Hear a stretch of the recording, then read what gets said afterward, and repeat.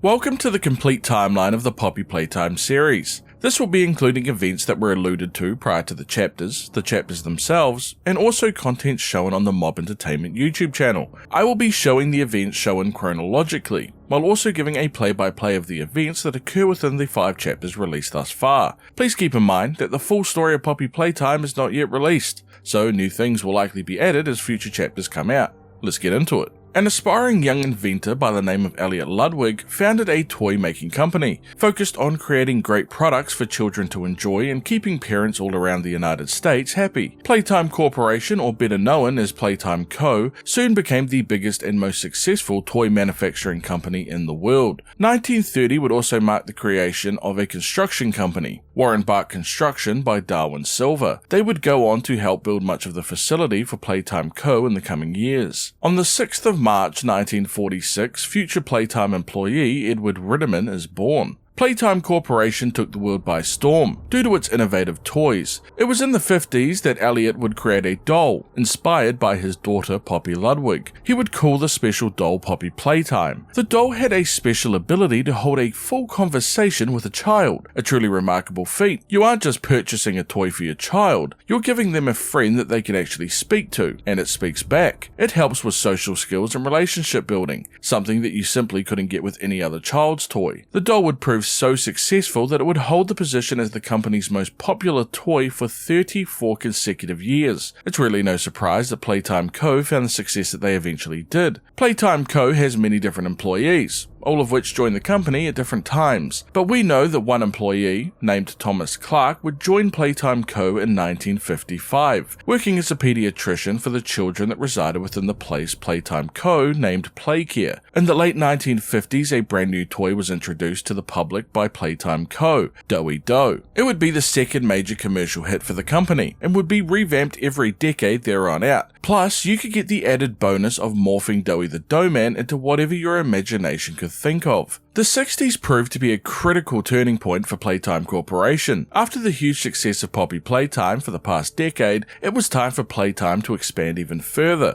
Elliot dedicated himself once again to creating special toys, and before long, Playtime created the Make-A-Friend machine. It had the ability to autonomously create toys without outside intervention. This creation of a Make-A-Friend machine was just a glimpse of Elliot Ludwig's incredible ingenuity and would prove invaluable for Playtime. Jimmy Roth would become the chief marketing officer for the company, responsible for promoting the company's new toys to families around the country, while Pierre would be the head of innovation, a high position in the Playtime chain of command. With the pursuit to create the next Poppy Playtime, the toy of Bron was created, using the fact that dinosaurs were incredibly popular in the 1960s, and market research suggested that a Brontosaurus being the most popular of choices. Playtime would make the small red dinosaur. Unfortunately, Bron wouldn't have the commercial success that Poppy did, and would prove its usefulness decades later. Get a look at this guy. This is Boxy Boo, a toy created 5 years after the creation of Bron, based around a jack-in-the-box that could spring out from the top and sides. Unfortunately, Boxy Boo was also a bit of a commercial failure, not selling nearly as much as Poppy, or Bron for that matter. While not dated, we do know that it's during this rough period of time that Elliot Ludwig founded the Young Geniuses program for Playtime Co. The purpose of the program was to gather as many intelligent children as Playtime could and have them solve impossible questions. Once a child was accepted, they would be sent a letter from Elliot Ludwig congratulating them on their acceptance into the program, where they would be joined by their colleagues at Playtime to create something incredible for the future. One of these children that participated within the Young Geniuses program was a young boy named Harley Sawyer. We can see a note written about Harley, presumably by Elliot. It talks about Sawyer's lack of friendships and how serious he is about everything regarding his work. He sees a drive that he has never seen before, and he is incredibly intelligent to boot. Sawyer is the embodiment of what Elliot was looking for when he created the program. Another interesting point noted is that Sawyer almost never smiles. However, the few times that Elliot has noticed him smile is when he's working on an invention or an experiment with Elliot. Elliot has tried to get to know the young man man better, but he doesn't give away much, saying that he clearly doesn't think much of his home life, by the way in which he speaks about it, saying that he feels sorry for Sawyer, but Sawyer told Elliot that being here with him, doing the things that they're doing, is all that he ever wanted. Elliot expresses his admiration for the boy, saying that he wants to keep him around, considering him something special, and if he's correct, he could be the one to lead science into the future. It's hard to know exactly how long passes between the notes, but we know that at some point, Elliot Ludwig actually removes Harley Sawyer from the Young Geniuses program. Despite how much it pains Elliot, and how he doesn't want to discourage or hurt Sawyer, saying that his mind is brilliant, probably the most brilliant that he's ever known in fact, reinstating that working with Sawyer has been one of the most rewarding experiences of his lifetime. But despite this, he cannot continue to lie to himself, or hide a very glaring flaw in Sawyer: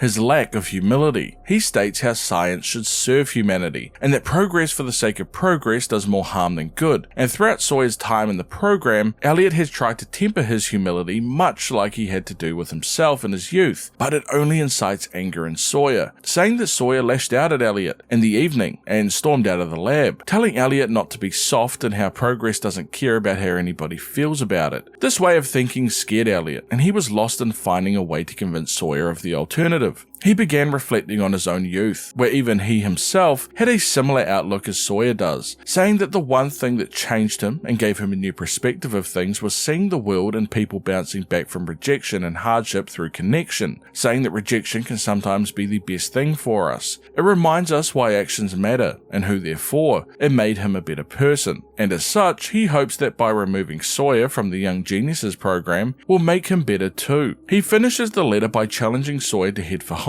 and to look at the people around him, try to look for a new perspective, and to better know why progress actually matters, hoping that one day he will understand and perhaps even thank Elliot. The response to this letter from Elliot didn't go down well with Sawyer, as we can see writing on torn pieces of paper. It mentions how Elliot took everything, and how Sawyer thought Ludwig actually cared, but it turns out nobody cares, nobody understands him, stating that Elliot Ludwig is a soft, pathetic, small-minded backstabber, and nothing more. It even appears by the smudges of the paper that Sawyer was actually crying when writing these notes, clearly affected by what he felt was a deep betrayal by Elliot. Again, while not specifically dated, it is roughly around this time that Elliot Ludwig would lose a loved one, very likely being his daughter, Poppy Ludwig. Elliot would begin experimenting on dead rats, notably seen with the earliest numbered experiment 814, with the belief that poppy flowers held life-altering properties and revival could be possible using them. While experiment 814 would fail, we know that the purpose of these experiments were Elliot Ludwig's attempts to revive his deceased daughter Poppy Ludwig. There is no confirmed date for the creation of experiments 1006 and 1007, but they are believed to have been created between the 1960s and the 1980s, so for that purpose, I'll mention them here. After numerous failed attempts at using poppy flowers to revive organic tissue, a breakthrough would occur with the creation of experiment 1006, later known as the prototype. This would mark the first successful experiment, mixing both organic and mechanical components to create a new life from an old one. It's also quite interesting, since 1006 is the only known experiment that doesn't require any kind of food or water for survival. Playtime would recognize 1006 as a prime example for the type of vessel of which they are trying to create. We also know that 1006 was created from a child named Oliver, who shares a close bond with Playtime creator Elliot Ludwig. It is presumed that Oliver was possibly an adopted son, given a conversation between the two briefly after Oliver was turned into the prototype, with Ludwig referring to him as his boy. Oliver initially believed that Ludwig was trying to help him go to a better place, but would later realize that he was simply being used as a test, or prototype, for Elliot Ludwig's greater plan, to bring his dead daughter back to life. This would infuriate Oliver, who would eventually take on the prototype as his name, but he was assured by Elliot Ludwig that he and his daughter Poppy would get along, and once he successfully brought her back, they could all live as a family together. We know not long after this that Elliot Ludwig would be successful in his attempts to revive Poppy Ludwig, revived in the body of the toy that was inspired by her. This would be experiment 1007, Poppy Playtime. Playtime. Near the end of the 60s, Eddie Ridderman would be hired at Playtime, in the role of the head of research. Thanks to a wildlife conservation campaign, Playtime Co. released yet another toy to their line in the 1970s, this time being Yarnaby. He would go on to have multiple releases as the years went on. Unfortunately, no creation date is mentioned, but we do know that another toy was released around this time called Pianosaurus. He was actually a part of a toy line that featured an entire band, but again, unfortunately, we still have not seen the other band members as part of the band. But Pianosaurus did get his own commercial, targeted towards music-loving kids. In 1972, Playtime Co. signed an 18-year contract with Cyril Warrenbach of Warrenbach Construction Company to build and create anything that Playtime needed in relation to their Playtime facility. This would be overseen by Elliot Ludwig. In 1976, Playtime created their most ambitious creation yet, Playcare, an orphanage created below the Playtime facility that was founded by Elliot Ludwig to house orphans. Whilst it was meant to care, teach and help the orphans, it was secretly used as housing for future test subjects, used by Playtime for their experiments. To hide this fact, Playtime would actually interview certain orphans to potential adopters, seemingly allowing some of these children to actually go through a proper adoption process. However, the children that either couldn't get adopted or showed promising results from the game station would be chosen to participate in the Bigger Bodies initiative. This is something that we'll touch on more extensively shortly.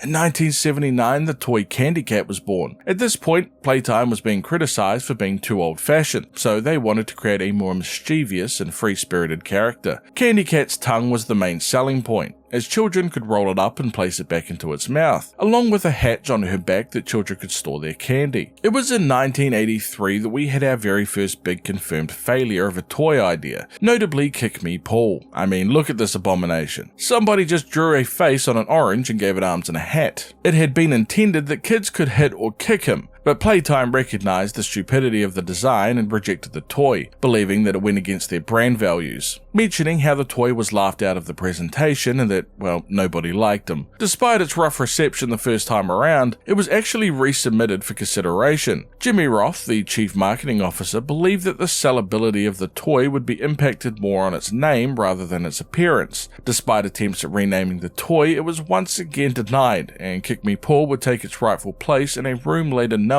as the rejection room. Within this same rejection room were many more toys that never made it to the full production line of Playtime, and while many do not have exact dates of creation, I feel that this would be a fitting time to show many others that joined Kick Me Paul in the rejection room. Let me introduce Sir Poops-a-Lot. This Garfield ripoff would be rejected due to its negative reaction by Playtime focus groups, who viewed the toy as disgusting. I mean, I can't say that I disagree. The designer for this toy would be fired, by the way. The design group at Playtime really just decided not to even try when Pet Stone became an idea. But despite the design team thinking that it was an ingenious and probably cheap idea, the focus group couldn't believe what they were seeing, believing it to be a joke on behalf of Playtime, thus causing it to be rejected. A little more work was put into Owen the Oven. While this grumpy guy doesn't look all that bad, for some reason Playtime decided to make this guy a fully operational oven, capable of temperatures of 400 degrees Fahrenheit. Ultimately, this resulted in children getting third-degree burns. I do not want to even imagine the lawsuits.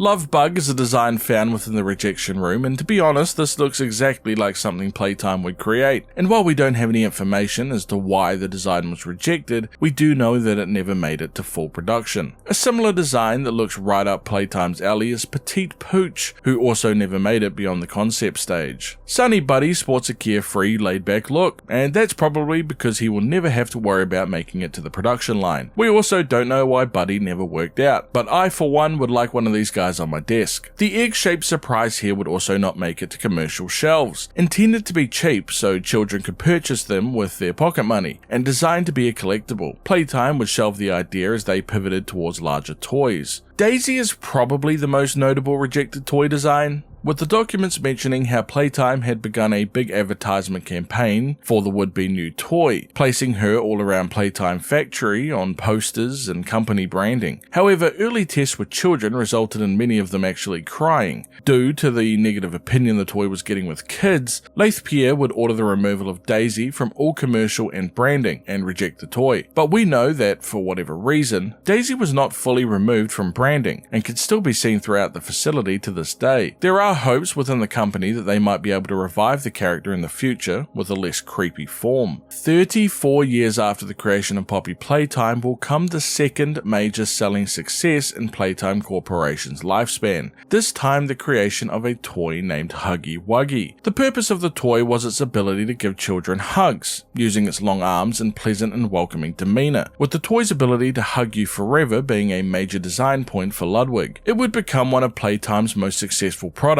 and was quickly considered a signature toy alongside Poppy Playtime. The company looked to take a double dip on Huggy Wuggy's concept, releasing a feminine counterpart called Kissy Missy only a year later. Little is known, however, on how well Kissy Missy sold, since it's never mentioned thus far. It is around this time that the grab pack was invented, designed to make the job just a little bit easier. See, Elliot Ludwig was getting older, and getting around the factory was progressively getting more difficult. So the grab pack offered a solution: two extendable hands with multiple functions depending on which hands are used. While initially meant for the aging Ludwig, grab packs become common use for every employee at Playtime due to their usefulness and ability to help deal with a bunch of tricky situations. October of 1986 would mark the month that Rowan Stoll was hired at Playtime. Only 2 years later, in 1988, thanks to a post made by Rowan Stoll, we know that he was now the head of information technology within Playtime. It's not until the late 80s that Playtime released their new series of toys named the Swapimals. The concept was essentially two animals mixed together. Genius. The two new toys released for this line were Catbee and PJ Pugapilla. Catbee was designed with a loving and playful look to make her more approachable to children. She would become incredibly popular amongst kids, and Catbee would be one of the toys that they could manufacture themselves in the Make a Friend room. PJ Pugapilla has 22 segments and 44 legs, with Playtime taking special care that no PJ went out of the factory with too few or too many legs, since children do notice and they've received letters about it before. 1989 would mark the debut year for the Smiling Critters toy line, launched alongside a cartoon series based around the characters that aired every Saturday morning during the summer of '89.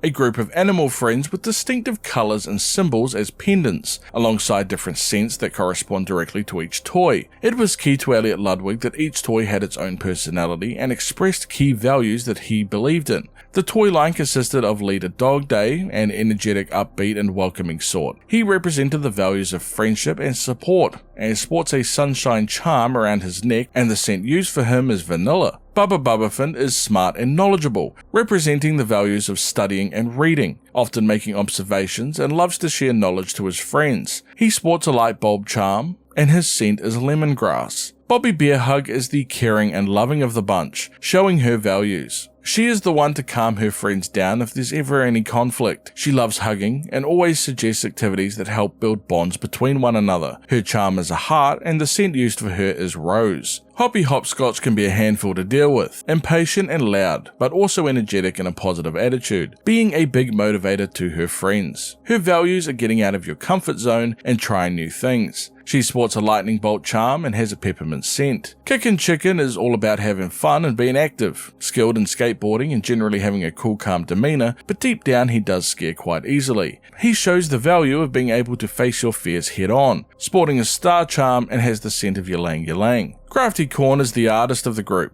a little shy and awkward socially, but she loves to express herself. Her values are creativity and seeing the beauty in ordinary things. She sports the colour wheel charm and has a scent of jasmine. Picky Piggy is a foodie through and through, always making sure her friends are eating properly, showing the values of eating a balanced and nutritious diet, and reminding people not to skip meals. She sports an apple charm while having a citrus scent. Finally, we have the biggest controversy that until now Playtime has ever faced. Catnap, created as the silent type, but is a reassuring presence for others, and helps put them to sleep at the end of the day, sporting a crescent moon charm and using the scent of lavender. Initially, they were incredibly popular, likely due to their cartoon series becoming the main mascots for Playcare. However, Catnap would prove to be the toy line's downfall. It was found that many Catnap dolls were being shipped out not with the lavender spray that was intended, but instead spraying out a mysterious red mist that was causing children in contact with it to have strange and violent nightmares. It wasn't long before this made its way to the media, with news channel reporting on this nightmare-inducing children's toy. This would force Playtime to recall all Catnap dolls, and in an attempt to save the entire toy line from the negative press, removing Catnap scrap entirely from the Smiling Critters cartoon, advertisements, and branding. Following the incident, Playtime would hire Jared Lockhart, a private investigator, to do an investigation into the previous members of the Young Geniuses program and analyze their current status and professional significance since leaving the program. The name list includes many names, with most of the previous members of the program not achieving anything of note since leaving, but two names are notable: Dr. Bruno White, sporting an impressive list of published papers, and Dr. Harley Sawyer, who has his name circled and has many years of practical experience and is ABNS certified. It is around this time that Playtime decided to follow up on the Smiling Critters toy line, releasing a sequel series, The Nightmare Critters, getting their own commercial. I must say, a very interesting toy line and name for a company that is dealing with an aftermath of a toy giving children nightmares. But sure, similarly to their Smiling Critter counterparts, they each have a scent and charm associated with each of them. The toy line consists of Icky Licky, a poison dart frog with a challenging personality, sporting a biohazard pendant and the scent of coffee. Raby Baby is a pink and white bat that loves gossiping, sporting a blood drop pendant and the scent of bubblegum. Alistair Gator, a lazy chill alligator that enjoys spending his days doing a whole lot of nothing. He sports the crossbones pendant and has the scent of sandalwood. Bubba Chops is the black sheep of the bunch, that she prefers her own space. She sports the skull pendant and has the scent of anise. Simon Smoke, the popular and boastful dragon, sports the $sign pendant and has the scent of wood smoke. Poe, this night-dwelling raven, enjoys hanging around graveyards, sporting the thundercloud pendant and has the scent of cinnamon. Tui,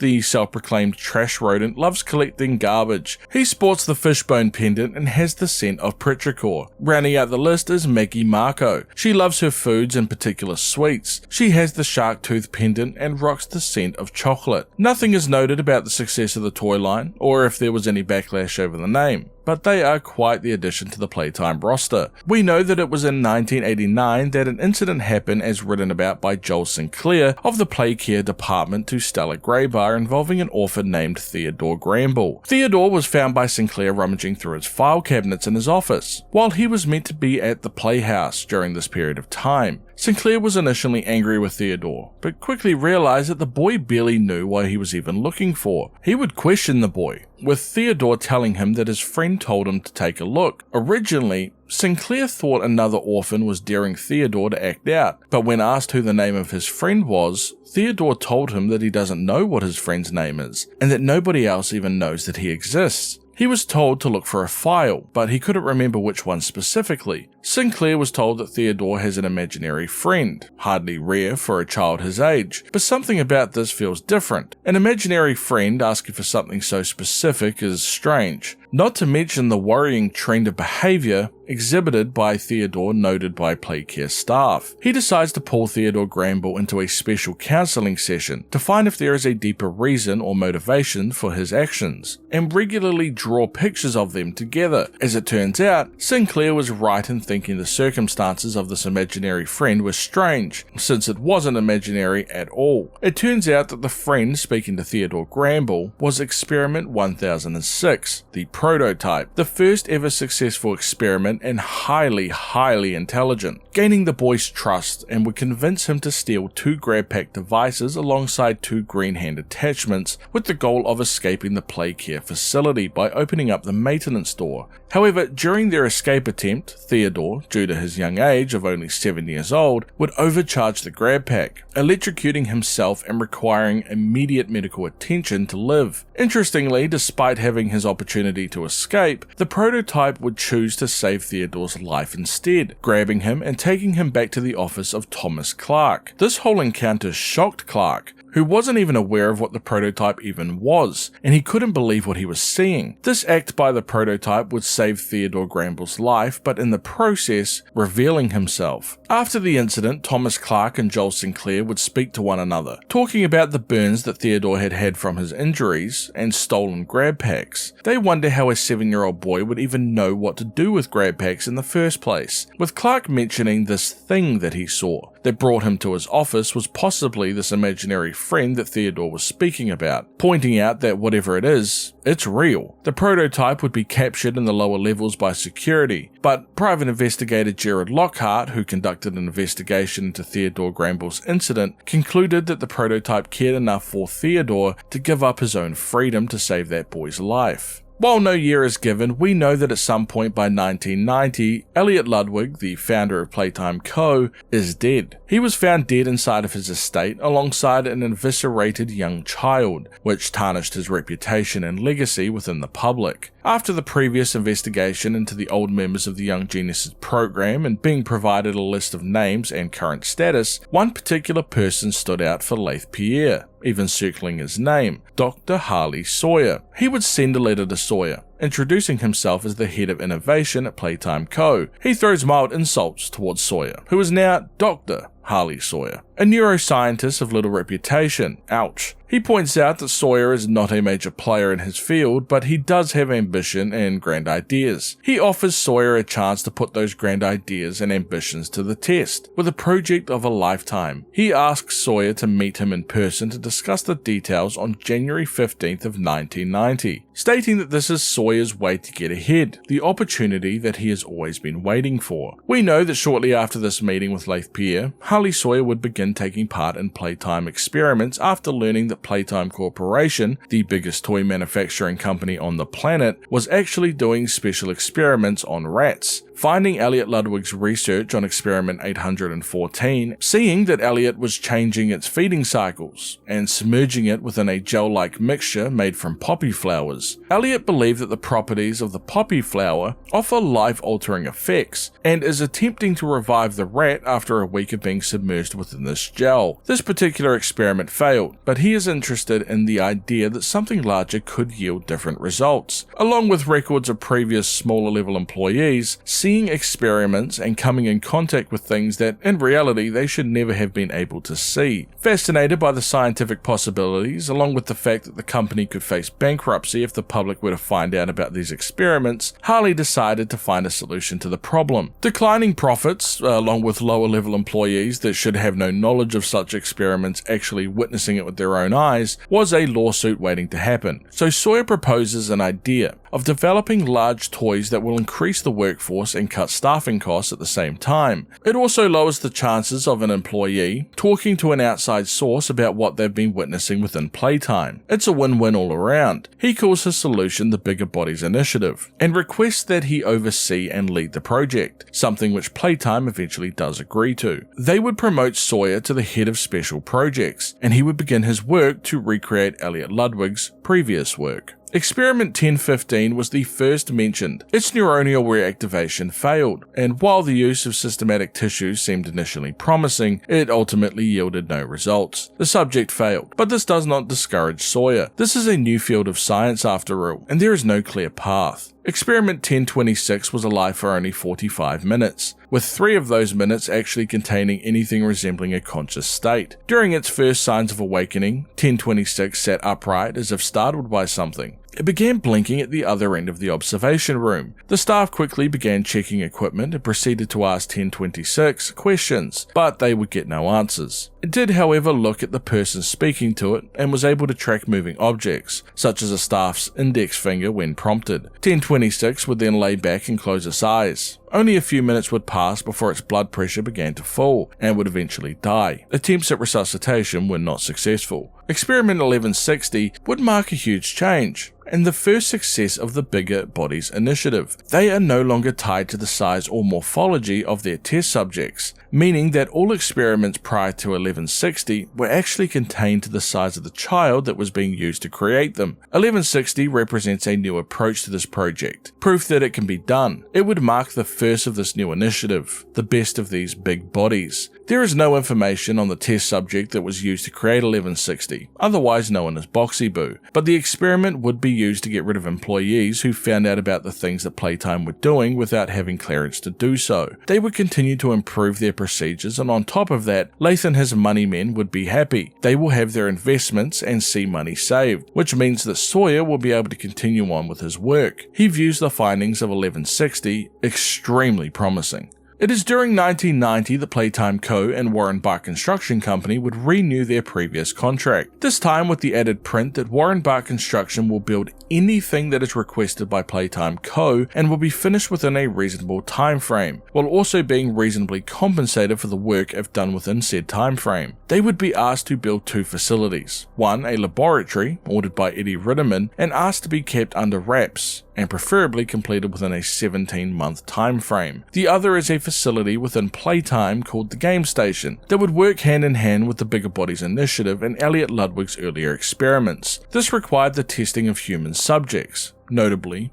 orphans, but Playtime Co. built another facility much earlier called Playcare far below the Playtime building. Playcare acted as an orphanage, housing orphan children in a manufactured sphere. Elliot believed it was a place that could help any child muster a smile. It contained a school, housing, and a play area for the children. The children of Playcare would be sent to the newly built game station to play games, but in reality they were being tested. Each orphan would have a Playtime Co. toy assigned to them. Think of it almost like a moniker. They would go through 3 games presented within the game station, and proctors would assess the brain speed, efficiency, reaction time, problem solving, physical endurance, agility, and the strength of the child, rating them on a scale of 5 stars using nearby observation rooms. This of course was something that the orphans were unaware of at the time of playing, instead thinking that they were just simply playing games. It is unknown when this employee was actually hired, but at some point Playtime Co. hired somebody by the name of Stella Graybar. Little is known about her other than the fact that she was responsible for the assessment of children from the game station. Proctors would send their assessment forms to the orphans to Stella for review, who was also in charge of Playcare. If the orphan performed well and Stella signed off on it, the child would be taken from Playcare from Dr. Sawyer and used in experiments associated with the Bigger Bodies Initiative, a procedure that was incredibly difficult and required the use of poppy gas, refined from the earlier experiments of Elliot Ludwig. We also know that sometime in 1990, Thomas Clark was diagnosed with terminal lung cancer, as well as the creation of Experiment 1163, Pianosaurus. Not much is mentioned about 1163, but it was deemed a failure by Sawyer. Experiment 1166 was the next in line in August of 1990, created as the toy Yarnaby. He was created using Playtime's preferred orphan for the toy, Quinn Navidson. Quinn was considered a troublesome child by Playtime staff, usually ripping the heads off toys or switching them with other toys. In fact, it was even noted that Quinn once bit off the heads of the plushie toys during the Wacka Wuggy game at the game station testing. He was considered average in his game station tests, nothing great, nothing bad, but it was of the opinion of Dr. Harley Sawyer that Quinn was possibly holding back deliberately in the tests, believing that Quinn wanted people to have lower expectations of him. Sawyer would take an interest and be able to successfully manipulate Quinn into believing that he could see the real him hiding inside, convincing Quinn to perform at his very best, unhindered, and give everything that he had to succeed during his next testing. He would go on to perform considerably better at all of the tests except for the musical memory, and as such would be selected to become Yarnaby.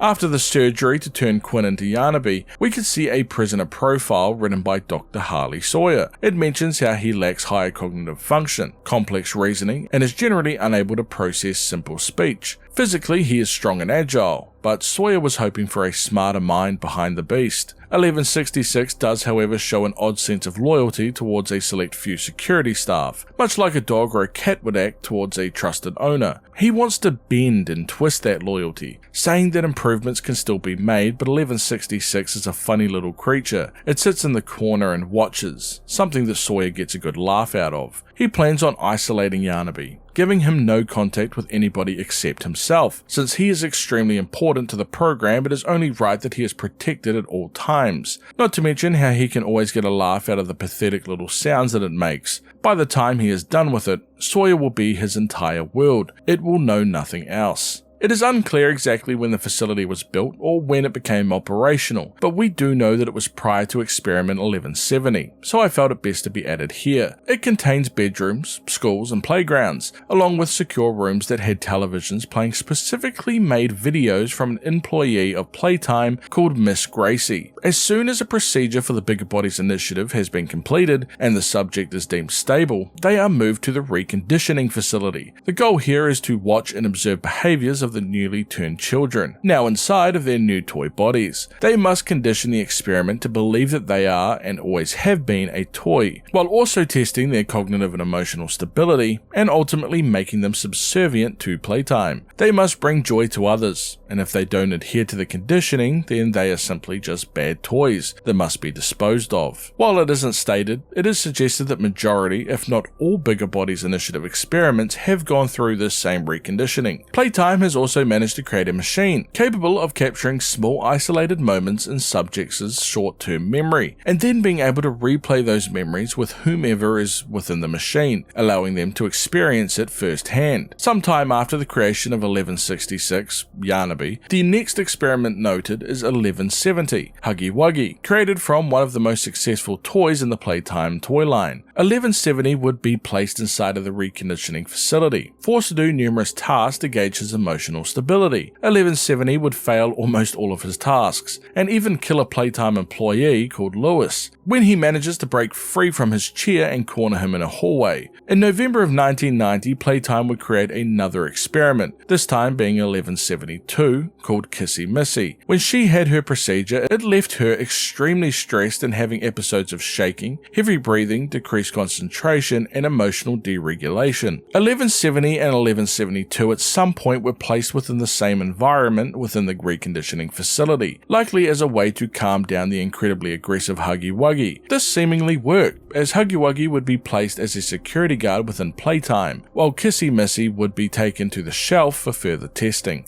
This month was a busy one for Playtime. It would also mark the creation of Experiment 1174 and 1176, PJ Pugapilla and Bunzo Bunny to be used within the game station. Both were considered successes overall, but 1174 really intrigued Sawyer, while 1176 didn't particularly interest him. The 7th of November would also mark the creation of one of the most notorious experiments thus far, 1188. Otherwise known as Catnap, was the next in line for the Bigger Bodies Initiative. Numerous orphans were considered for the toy, but ultimately it was decided that Theodore Gramble would be the one to undergo the procedure, the same child that was severely injured after his failed escape with the prototype. The procedure is said to have taken 4 hours longer than expected, but overall was successful, thus turning Theodore Gramble into the Bigger Bodies version of Catnap. They would give 1188 an adjustment period and place him inside of a cell. However, due to a critical error of the security team, they failed to properly secure the lock to his cell. 1188 would get loose and kill 6 people while injuring 8 others, hunting each one of them one by one. It was described as a massacre scene out of a horror movie. They would eventually subdue him after using several tranquilizer darts, and on the 22nd of November 1990, he would be sent to reconditioning. It was deemed from the beginning that he would need extensive work, forcing him to watch numerous conditioning videos. After each day, they would ask him a simple question: "Who are you?"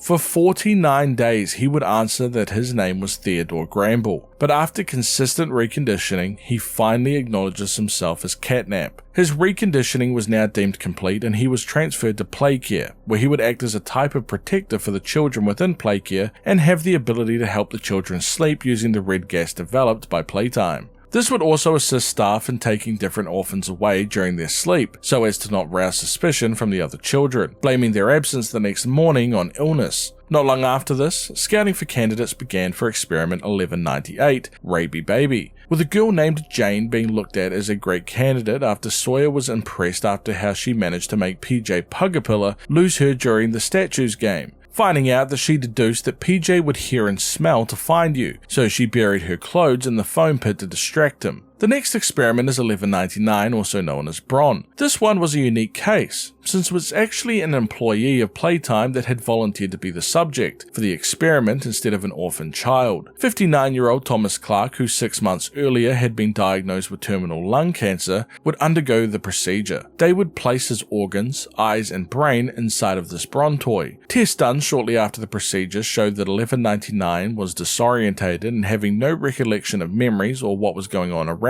him. Interestingly, he would also be introduced to the other experiments, and they almost immediately were able to recognize that 1199 was not an orphan. resulting in him being attacked by Boxy Boo and other experiments. They would completely consume his voice box and thyroid and severely injure him. He would be saved by the research teams, and it would take 12 hours of surgery to finally stabilize him, eventually placing him into solitary confinement away from the other experiments for his own safety. An employee named Paddy Hall would be disciplined for sabotaging a retail shipment, mismatching 57 paint canisters, resulting in a huge amount of toys that would not be able to be sold. The revenue loss was significant, and Playtime Co. suggested that they had enough evidence to show that it was an act of defiance against the company. Paddy would be demoted and sent downstairs to storage for further inspection by Sawyer, very likely being sent to be killed by Boxy Boo. At some point, Playtime employee Richard Lovitz is demoted to the rejected room due to his complaints about being unable to locate boxes containing Huggy Wuggy toys. He would, however, have a good turn of events, as his co-worker, Stuart, selected Richard to be a potential replacement for him when he retired. When Stuart did retire, Richard Lovitz would become the head of shipping within Playtime. He would become a kind of people's champion to many of his co-workers, as well as drawing attention and eyes to things that really shouldn't be looked into. Lath and Eddie would discuss the possibility of dealing with Lovitz to stop the suspicion, but believed that if anything were to happen to him that he would become a martyr amongst the employees. So they planned to promote Lovitz further,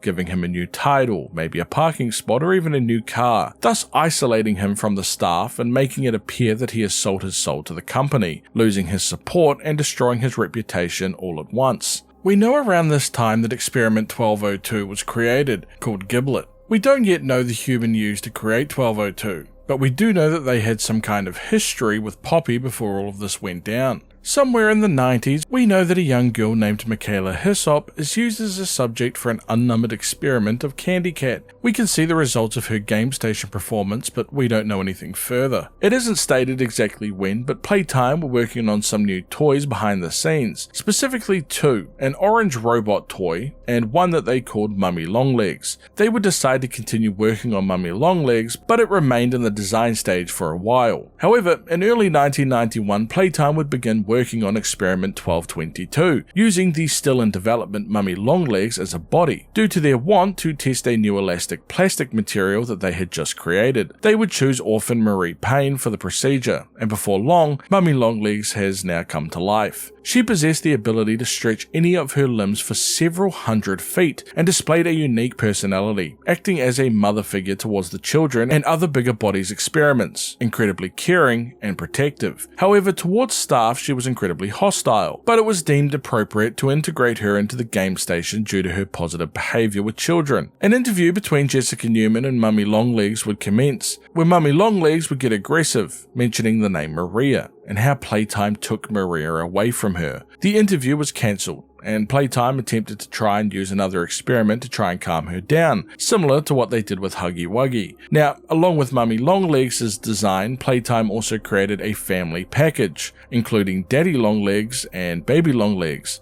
While it isn't stated, the experiment that 1222 was sent to calm her down was the experiment done straight after her, 1223. It was very likely that this was a Daddy Longlegs experiment, but it isn't actually confirmed. Regardless, this would end up not working, with the implications showing that Mummy Longlegs actually would kill 1223. But after Sawyer eventually found a way to fix 1222, she would be returned to the game station. On February 20th, 1991, Stella Graybar, Harley Sawyer and Lath Pierre discussed their thoughts on 1188, aka Catnap's introduction to Playcare. Stella mentions how half of the children were terrified and broke into tears when they saw Catnap for the first time. Stella had reservations about 1188 being in Playcare, but the children have since warmed up to him, now regarding him as a friend. Catnap is gentle and even shy, but Stella is pleased with his overall impact thus far. Lath Pierre is glad that Catnap has finally calmed down since his incident, but mentions his concern over the relationship between 1188 and 1006, aka Catnap and Prototype. Whenever the two are in the same room, Catnap follows Prototype around like a lost puppy, and Prototype doesn't seem to mind. He worries about the risk that Prototype could somehow influence Catnap in the future, much like he did to Theodore when he was still human.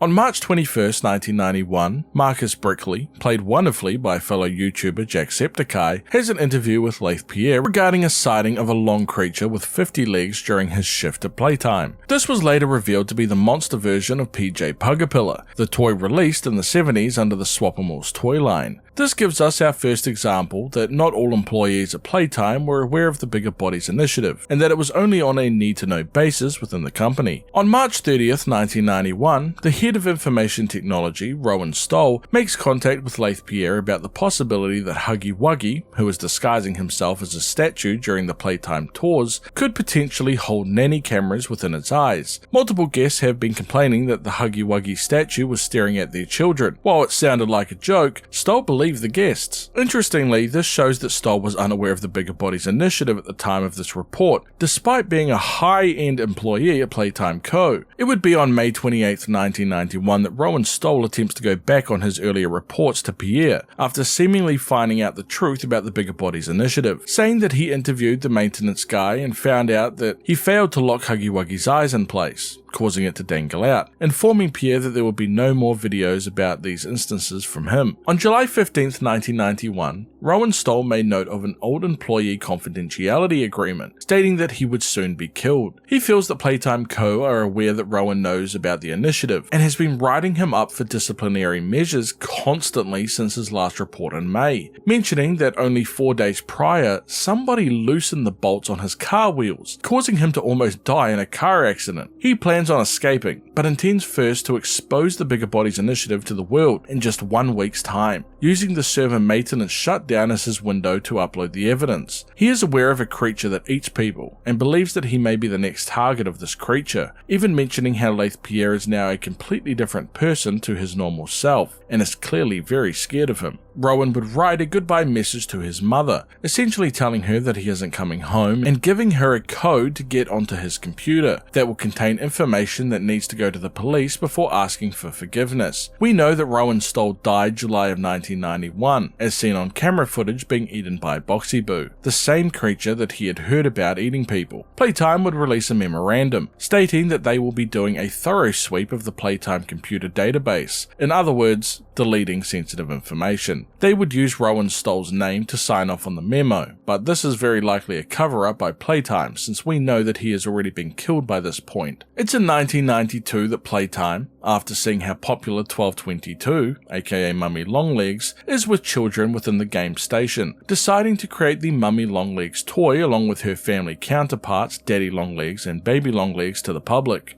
On May 5th, 1992, we can see a painting titled Heyday of the game station filled with children, the train, and even Mummy Longlegs. It's on June 18th, 1992 that Subject 1170 escaped the Playtime factory through a ventilation shaft, being witnessed by 2 employees. By 10:30 that night, a retrieval team was sent to get 1170, but he was already half a mile away due to his incredible speed. They did eventually manage to track him to a forest, with one team member shooting him with a tranquilizer dart after Huggy smashes into his windscreen. 8 minutes later, at 10:38 PM, 1170 was found at a railroad crossing, with the team shooting him with more tranquilizer darts, but he still manages to escape them once again. It ended up being a 4 square mile search radius around the local residential areas, with 1170 being found again at 3:38 AM outside of a house. They would finally apprehend 1170 and take him back to the Playtime factory, but this incident resulted in the death of 5 members of the retrieval team, and 6 others have yet to be found. Laith would be furious about the incident, and shut down the factory on the 19th of June on short notice to the public and to clean up this issue.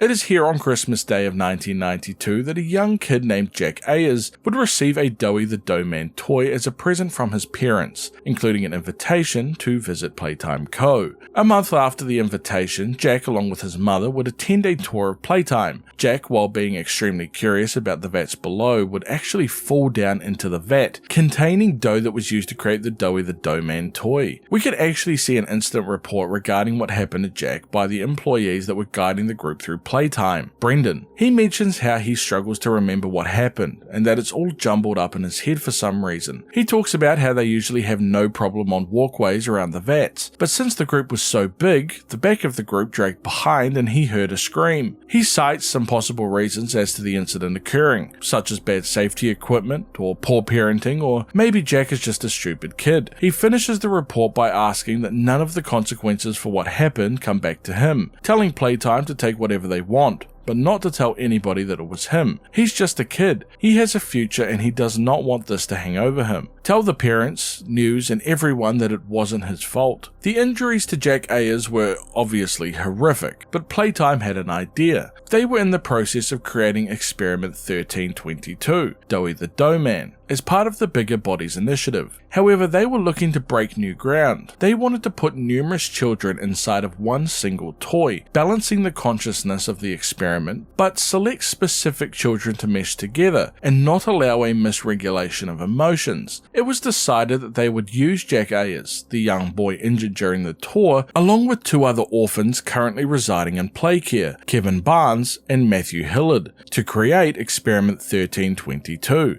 The parents of Jack Ayers would receive an anonymous message stating that their son could live and ask them to return to Playtime Co. in just 6 weeks' time. Both parents would return to Playtime 6 weeks later, unaware of their son being turned into an experiment. Both parents would die in the meeting, after Jack's consciousness would be overtaken by Kevin's. One of the worst instances in Playtime's history took place at some point in 1993, promptly called the Theatre Incident. It is mentioned that numerous visitors of Playtime, 66 or more people, died during this very incident, not to mention that 12 or more of the extraction staff also died during the incident. It created such a controversy that a meeting took place between Leith Pierre, Eddie Rinneman and Stella Graybar, while investigator Jared Lockhart investigated the incident to find out who was responsible. Stella is feeling guilty about the whole thing, asking if they did the right thing covering it up. Leith Pierre points out that they did do the right thing, and that whoever is responsible will be killed. Eddie reminds Leith to remain calm and to wait until all the facts are presented. It isn't long before Jared Lockhart interrupts the meeting, giving evidence to the group that the person responsible for the theatre incident was none other than Dr. Harley Sawyer.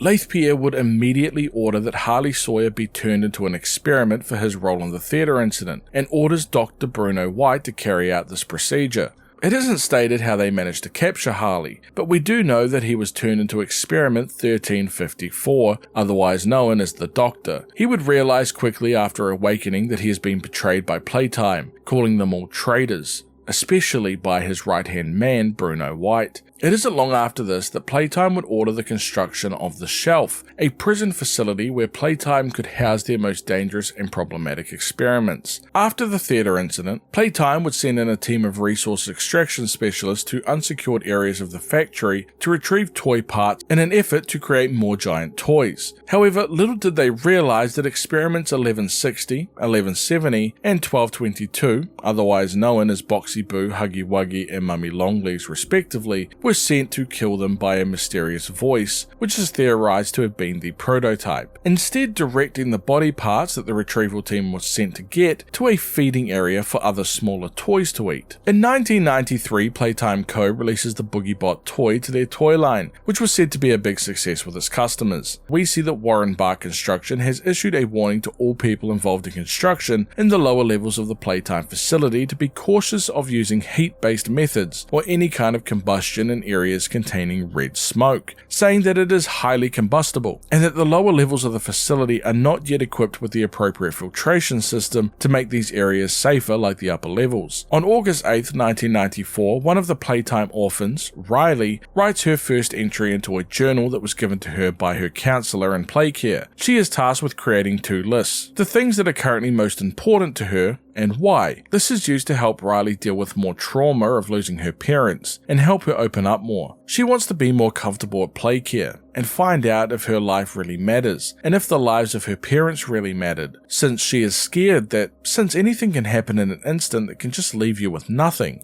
truly matters. While not dated, we do know that at this rough period of time, 5 experiments were created. The first was Experiment 1391, who was a mini green Huggy toy made from an orphan named Cassie. The second is experiment 1393, the second known bronze doll used in an experiment. He would be created from an orphan called Timmy. Number 3 would be the second known Bunzo Bunny experiment, 1395, created from an orphan named Danny. Experiment 1398 is the second known PJ Pugapilla created as well, but unfortunately we don't have any information on who was used for this particular experiment. Let's not forget experiment 1399. We also don't know the name of the subject used to create this Bubba Bubbaphant doll, but all of these experiments are found deceased. We see a weekly checkup on the 16th of October 1994 as Dr. Carmine McCabe checks up on experiment 1166, aka Yarnaby. 1166 has been eating very little, sits in his cell and performs below standard on all physical tests. They believe that this is likely due to the removal of his master, Harley Sawyer, falling into a deep depression since losing Sawyer. He compares Yarnaby to a dog, wandering around an area where their old master's scent is strongest, hoping that someday they will return. Whatever is left of the boy used in the experiment is likely scared and broken by the isolation, and deems 1166 a failure by design due to Sawyer's own paranoia and ego. He leaves 1166 to sulk, while letting somebody higher up deal with him, saying that Yarnaby can continue to wait for a master that guarantees doesn't care for him even in the slightest. Speaking of checkups, Laith Pierre would go on to check up with 1188, aka Catnap, taking over from Sawyer since he's now gone, and quickly praises Theodore's 4th year in his Catnap body. Catnap wouldn't respond, as Laith asks a nearby worker if his voice box is still damaged. Catnap would quickly tell him that the prototype will save them all. This annoys Laith, as he tells Catnap that he belongs in his cell and only occasionally play care, and that the prototype is only allowed in the labs, and to get used to his new life as a toy. There would also be a checkup on the 23rd of December of 1994 on subject 1172, aka Kissy Missy. They would look into how 1172 was dealing with the high levels of stress that actually stopped her from being able to complete the many tasks given to her by Playtime. She has shown gradual improvements after being allowed supervised socializations with other subjects within the block, and has now shown much less emotional episodes and shortened durations when they do actually occur. Thanks to the improvements, 1172 would be moved to Storage B to work quietly, without further procedures needed to rectify the emotional abnormalities. On the 15th of September 1994, Eddie Ritterman has a check-in with his physician, Dr. Michaels. Ritterman is struggling with walking, and growing weakness in his grip strength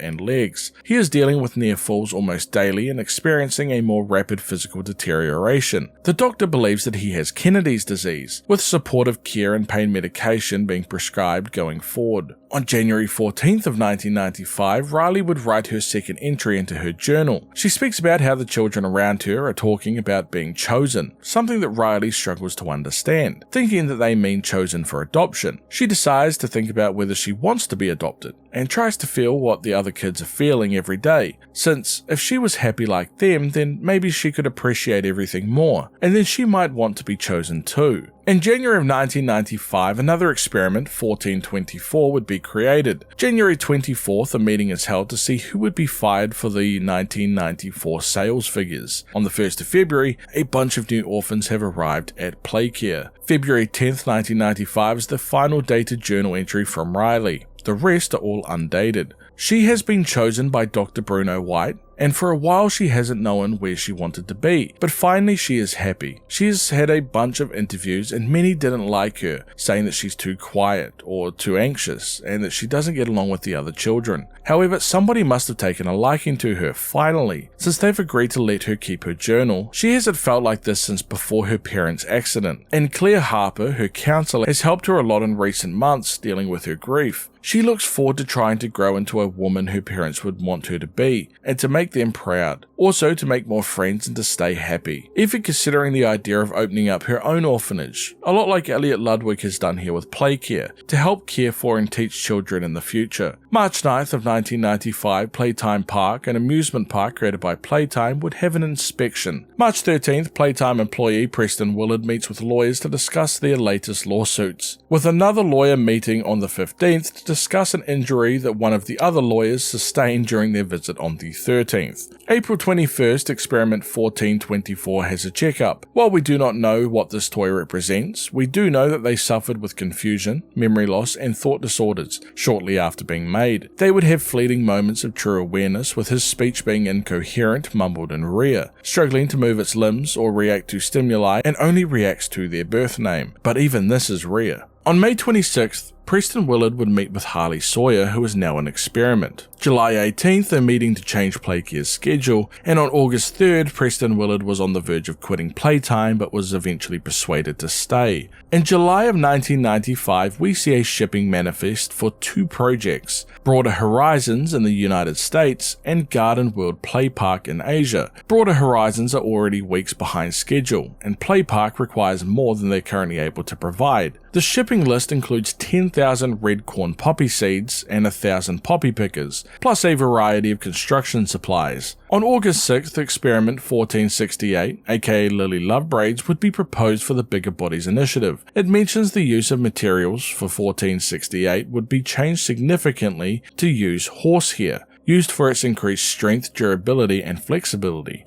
The neural protocols have shown promising responsiveness, showing a cognitive link between the mind of 1468 and the hair. Lily would be able to use her mind to manipulate every single strand as if it was one of her limbs. August 8th, 1995 would be a date that lives on in Playtime's history, probably more than any other. Experiment 1006, aka the prototype, has been reported missing from his home within the labs, and initiated an event later known as the Hour of Joy. We know that it was Playtime employee Preston Willard that secretly released the prototype to bring an end to the experiments taking place at Playtime. This was the equivalent of Playtime's version of Order 66 from Star Wars. Every single toy from the Bigger Bodies Initiative simultaneously turned hostile and began murdering every single human within the facility.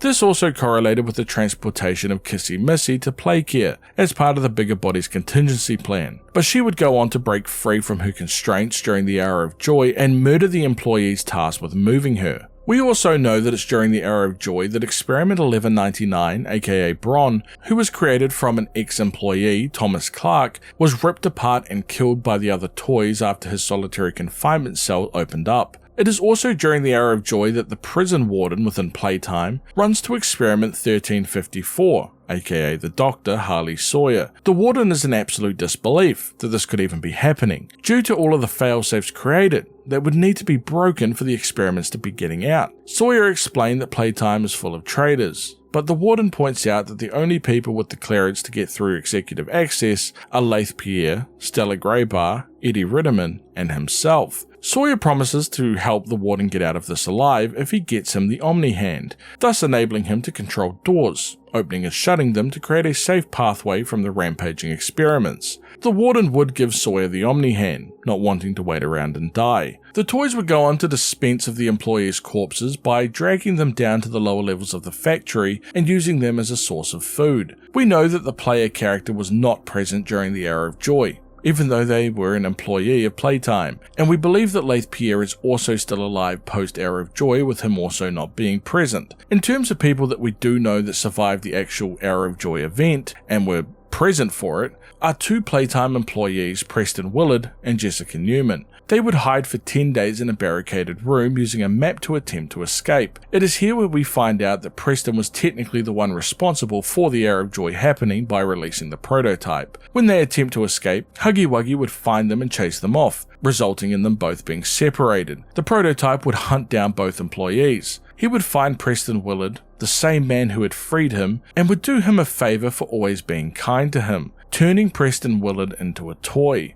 However, Jessica Newman would not get the same treatment, as the prototype mentions that while Willard was kind, Newman was not, and he kills her on the spot. Following this incident, Playtime would officially close. Unknown to the general public, many experiments and live toys still live underground beneath the Playtime building. We have notes dated shortly after the Hour of Joy as Miss Delight, along with identical other versions of her, were created by Playtime to act as teachers for the orphans. She would speak about the silence in the school since the Hour of Joy, and mentions how something locked the front door to the school this morning, with them being unable to open it. Little did she know this was catnap, trapping the teachers within the school and forcing the teachers to make weapons. The teachers would begin starving, with them arguing amongst each other and seemingly looking to resort to eating each other. After many more days, Mr. Light would eat her sisters, the other teachers. Mr. Light would manage to open up the door shortly after and meet with Catnap, the one responsible for locking them away. They would create a sort of alliance, sharing intel on the goings-ons within the facilities. With all the other humans dead within the facility, and the bodies from the Arrow of Joy now running out,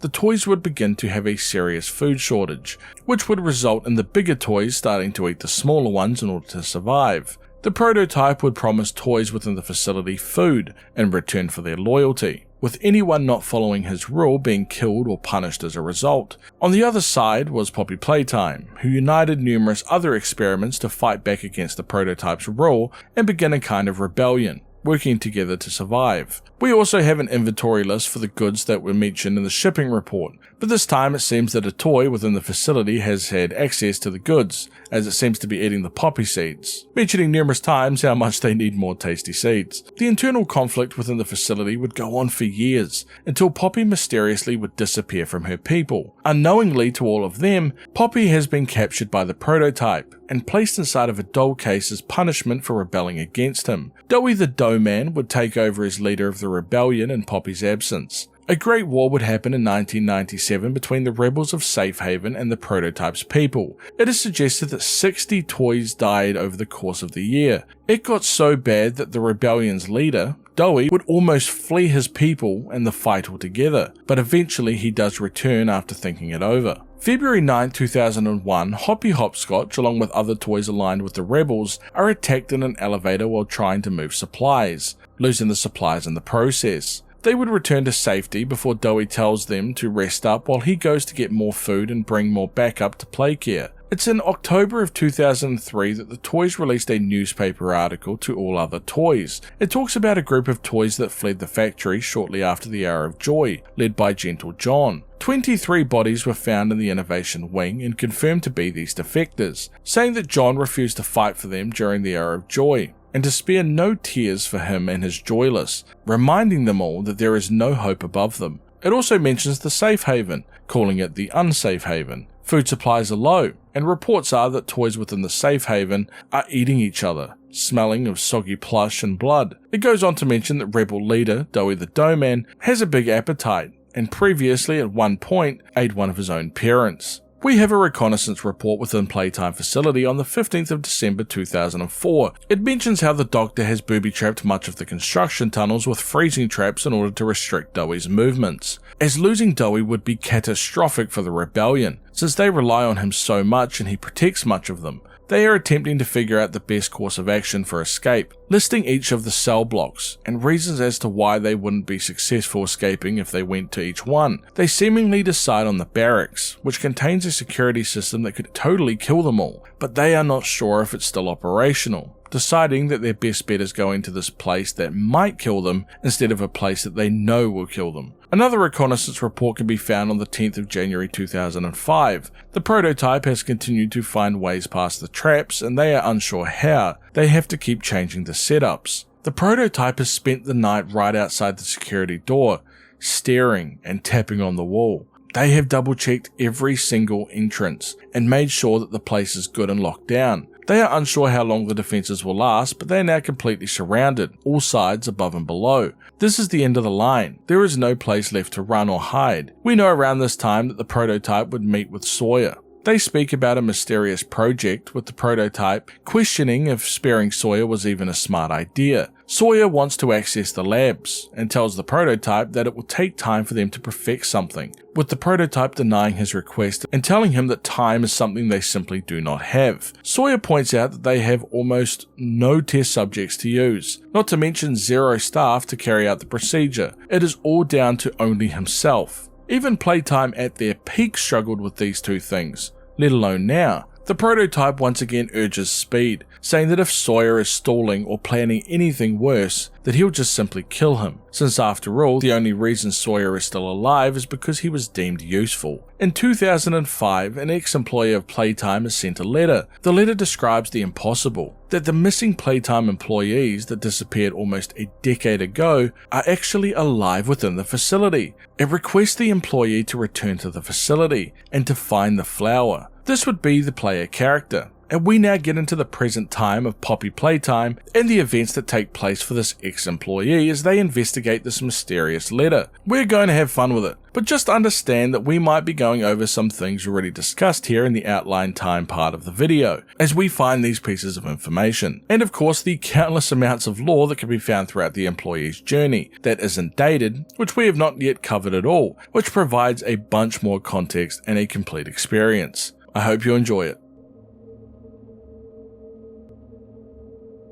We're given a very small piece of background information as we head into our new story. Firstly, we are an ex-employee of Playtime Corporation and have returned to the factory after everybody within the factory went missing. A short video plays as the gentleman tells us about a brand new doll named Poppy that has just been invented, calling it the most intelligent doll in the world. Poppy can apparently have an entire conversation with a child. It actually has the ability to answer questions, and they even have a goddamn advertisement for it. For just $2.99, you too can be murdered by Annabelle's distant cousin. Come, join us at Poppy's Playtime. Yeah, I don't think so, pal. We get ourselves a letter stating that everybody thinks that the people disappeared 10 years ago, but they're all still there, and to just simply find the flower. If you've been missing for 10 years, and you're sending me cryptic messages in the mail, you better believe I am not replying to that crap. That is some serial killer type of bait that quite frankly I will not fall for, but we wouldn't have a game if we had common sense, so here we are, inside one of the creepiest damn buildings imaginable. We have trains that move on their own, and decade-old VHS tapes that we can get some backstory from. Firstly, we hear about a man named Leith Pierre. He is the head of innovation at Playtime Co. Toy Factory. The tape in question is actually played on loop whenever the factory is empty, so he points out that if you're hearing this tape, that means that you're an intruder. Playtime Corporation specializes in both children's toys and deadly security protocols.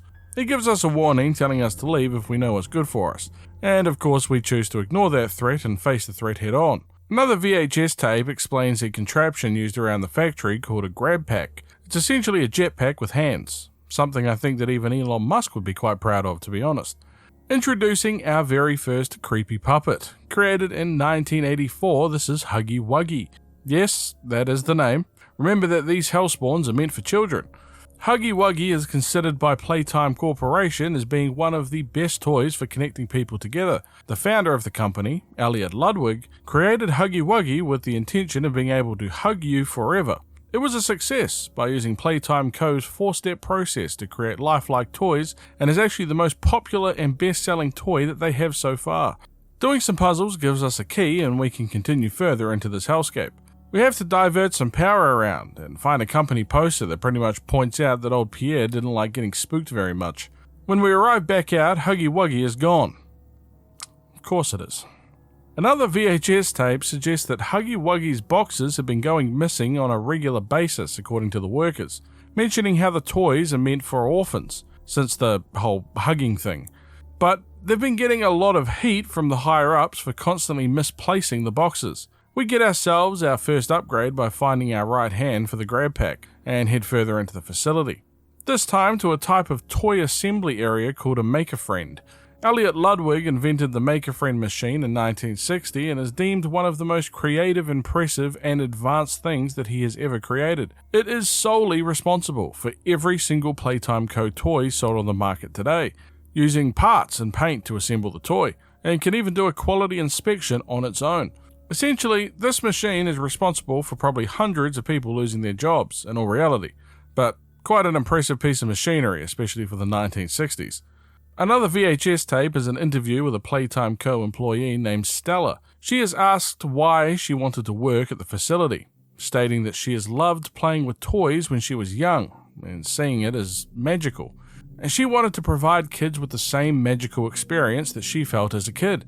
Then she goes really deep and quite morbid, explaining how you don't really ever stop being a kid. Your body just gets older and older, and while you're still a kid deep down, you just sort of get old until you die, pointing out how human bodies can't handle getting older, while things like trees can stay alive for much longer than a person. The oldest person to ever live is still younger than most trees, pointing out that being young is always relative to something else. Just the sort of morbid conversation that we need from our child toy maker employee. Great stuff. We get the machine up and running and begin feeding parts into the make-a-friend machine until it pops out this little cat bee thing. Using the toy, we can exit the room, since nobody can leave without a toy. Holy crap! Some frantic running through the tunnels, and some close calls later, we can find writing on much of the tunnels, saying things such as stop, turn back, and danger. We send Huggy Wuggy on his way into the depths of the facility, which is apparently hundreds of feet deep. Surprisingly, they seriously have an entire evil lair here.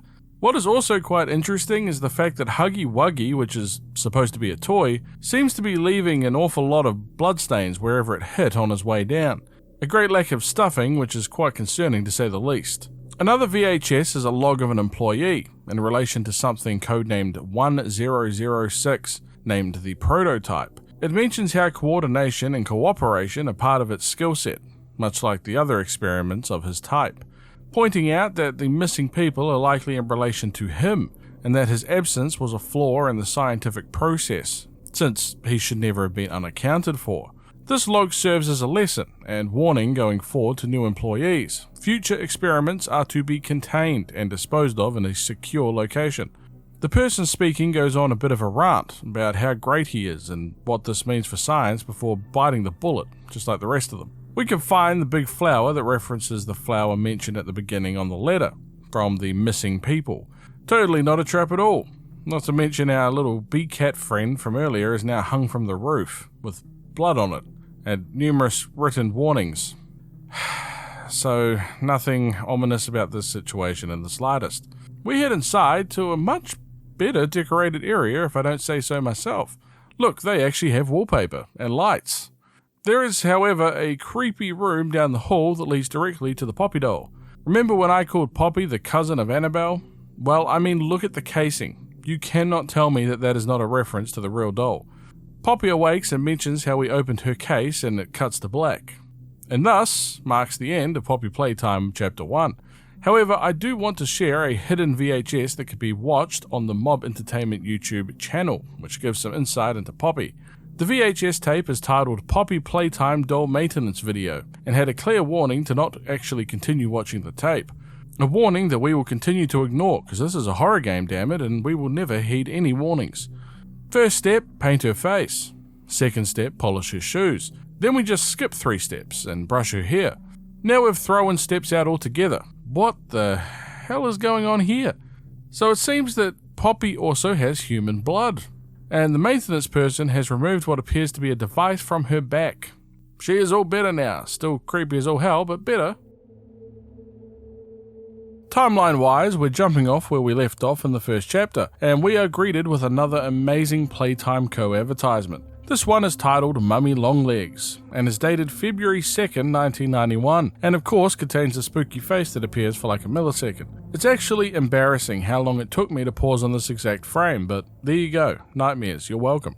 Mummy Longlegs has elastic arms and legs that allows her to tie herself around objects, and do some crazy spider type crap. In normal Playtime Co fashion, we have our advert going from bright, fun and energetic, to dark, dismal and horrible in a matter of seconds. As images of a person running through the city is shown, the voice of Poppy can be heard saying to wake up, and she even makes a subtle appearance with her face appearing in the image. We find ourselves back in the Red Room, now with Poppy missing from the container that she once resided in. It leaves us heading back into the facility as we can see pictures of Huggy Wuggy and another toy. Now it's a little bit of a spoiler, but this character is named Bron. We actually briefly saw the toy version of this guy in the first chapter, but keep his name in mind. We find the door with the name Elliot Ludwig above it. This is the owner of Playtime Co, and we saw him briefly in the video at the start of chapter 1. The door is locked, but the voice of Poppy can be heard calling out to us, telling us which way to go. Again, I don't think I'm going to be listening to the newly released Demon Doll, but we are already so committed at this point. It is what it is. We find a cardboard cutout of Huggy Wuggy, looking much more pleasant than our previous meeting. We can hear his voice now, and to be honest, he sounds a bit like Goofy. Does someone need a hug? You can't fool me, pal, I'm familiar with your game. We get the key and open Elliot's door. The room is full of children's drawings and of different Playtime toys and messages to Ludwig, not to mention another VHS tape, and a note describing an experiment 814. It mentions an experiment utilizing a live rat. It was fed 3 food portions daily for 2 weeks. At the end of the 2 weeks, the rat was killed and submerged into a poppy flower and preservative gel mixture. A week later, an electric shock was applied to the rat while it was still in the gel, in an attempt to revive it. The rat remained unresponsive. They still believe in the potential of the poppy flower. Its unusual properties lead them to believe that the proper mixture and procedure could actually have life-altering properties. Not to mention that the poppy flower also holds heavy symbolism, something they believe has great meaning, before signing off mentioning that perhaps something larger than a rat would yield different results. This VHS is sort of a type of documentary, explaining just how much of a great man Elliot Ludwig was, with a notable black box placed over his face in each of the pictures of him. The video goes on to explain how much of a hard worker he is, and how he constantly looks to innovate and create new things. In the 1960s, Ludwig lost a close family member, and focused his time into creating the Playtime Corporation, pushing through his issues and depression. Just as it is about to explain the story from the beginning, the tape cuts off, as an ominous noise plays over the tape. Well, back to the corridors. We come to find Poppy as she is attempting to put the power back on, and she asks us for our help in doing so. Once the power is back on, she thanks us for freeing her, and tells us that she would like to repay the favor by helping us out of this place using the train codes that she has. She plans on guiding us and, more importantly, following us throughout the vent system. Poppy can be found sitting next to a giant hole and gets grabbed and pulled down by a long pink arm. An educated guess would tell you that this is likely Mummy Longlegs. We jump down in pursuit, since the spooky demon doll is really our only lead out of here. It doesn't take long until we find Mummy Longlegs with Poppy. And not only does she steal our right hand, but also goes down the saw route and asks us to play a game for the train codes that Poppy was going to give us. We need to win 3 games to get the codes, and if we break the rules, she threatens to gut and eat our insides while we're still alive. Nice. Great. Once again, a lesson why you don't go into anything abandoned with reported disappearances or deaths. It's very simple. We head into the PlayStation and can find more drawings from kids with the Playtime toys, showing that they actually really do seem to like Mummy Longlegs. A recording is playing, welcoming us to the game station. The person on the recording is somebody called Stella, the same employee that was having a life or death crisis in the first chapter. The first room we visit is the musical memory game, which involves us building and creating a green hand that will replace our lost red hand. We end up in another room with a bunch of televisions around, and we begin our game. It tests cognitive ability through sequence repetition. You see a color on the screen and a pattern. You need to repeat that pattern. Quite simple really, except for the twist that Bunzo, another Playtime toy, is descending from above us. If we succeed, Bunzo goes further up. If we fail, Bunzo gets closer to us and we have a very bad day. Mummy Longlegs arrives but mentions how long it's been since this place has been up and running, and also putting out that old Bunzo there is quite hungry after all this time. We manage to get the puzzle done, till a point that it becomes goddamn impossible, so we hit the big old eject button, stopping the machine. Luckily, Mummy Longlegs thinks that the machine just broke and gives us part of the train code as a reward. We can come across Bron just sitting dormant, and not really doing a hell of a lot in the rejected room. Quite frankly, I appreciate it. It's a nice change. We find a tape and can see a toy speaking while sitting on the toilet. I was 100% convinced that this was Garfield when I first saw him, but apparently he has just been demoted as a toy due to its disgusting nature, with the whole fact that the toy is called Sir Poops a Lot, and its whole gimmick is that it's crapping. I mean, the box even has a bunch of dad jokes. Management literally left a note for this thing saying that whoever came up with the idea should be ashamed of themselves, and quite frankly, I agree. But I'm not sure if the Sir Poops a Lot is a bloodthirsty demon toy just yet, but if he isn't, I'll give him a pass. We get back to the game station and get ready for our special second game, Whack-a-Wuggy. You remember that guy from Chapter 1? Yeah, it's got to do with him. It's time to test our reaction time. A Huggy Wuggy will pop out from the holes around us and we need to hit the crap out of them. Pretty simple stuff. Mummy Longlegs mentions that the toys used to have strings attached to them to stop them from getting too close to the kids, but we of course don't have that luxury. After some Wuggy whacking, we get another congratulations and yet another train code and head back towards the game station. We do, however, get a visit from this friendly chap, a pink-looking Huggy Wuggy, who opens up the door for us and politely lets us through without murdering us. A step in the right direction. This toy is called Kissy Missy. We saw her a few times in artwork throughout Chapter 1 and 2. We get another VHS and... hold up, is that Jacksepticeye? What the hell? I can't say I expected to see him here. Well, it's not actually Jacksepticeye. He's playing a character called Marcus Brickley, another employee here at Playtime Corporation. He describes seeing a creature during his shift that startled him. Explaining to Leith Pierre, he describes it as being 50 feet long with thousands of legs, and it's absolutely terrified of it. Pierre tries to dissuade Marcus, mentioning that it was probably just a bunch of people, something Marcus is quick to dismiss. Pierre asks if anyone else knows about this, to which Marcus replies that nobody else knows. This tape is actually quite interesting because it puts a few things into perspective. Firstly, the VHS is called Potential Problem, which doesn't bode well for Marcus's fate. Also, this shows that some, if not all of the General Playtime Co. employees don't actually know what's going on with the living creatures here. Now, if you're wondering what creature Marcus saw, we'll be meeting it very shortly. We arrive back at the game station and can begin our third and final game. This time, statues. We can see a poster as we head into the area of a centipede-like toy. The exact name of this is PJ Pugapilla, and this is likely the creature that Marcus saw. We get into the arena and begin our game. The basis of this is that the lights will flicker from on and off. When they are off, we can move. When they're on, we cannot.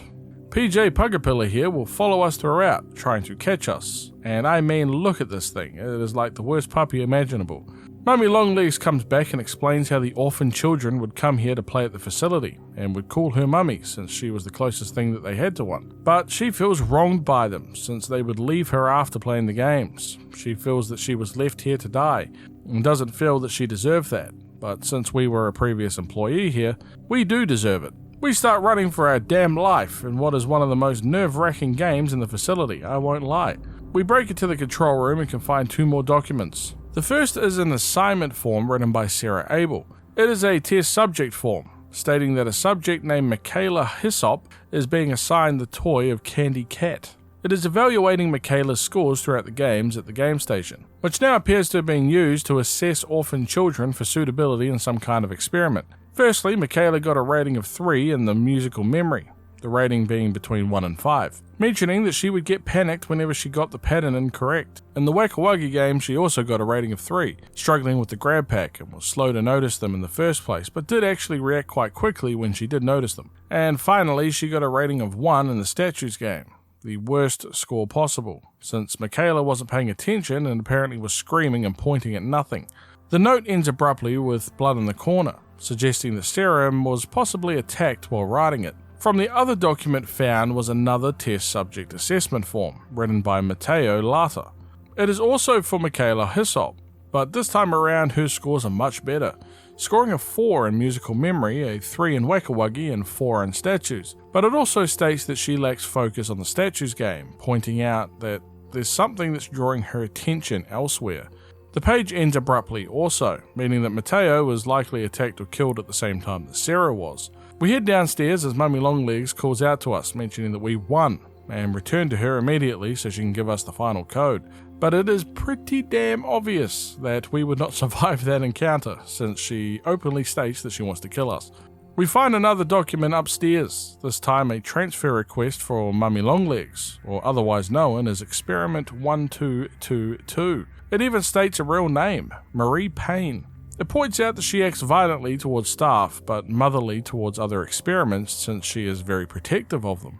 The staff view the hostility as problematic, but think that they have a solution. They want to transfer her to the high security maintenance, and have her see the children on a more regular basis, as they believe it would not only improve her behaviour, but she would also be unlikely to act out in front of the children. We find another VHS later that is Pierre addressing the complaints from people about a very large spider that was spotted by staff. He emphasises that no spider that size exists, and that a specialist team will come down here to investigate, and to just continue on with their jobs and quit complaining.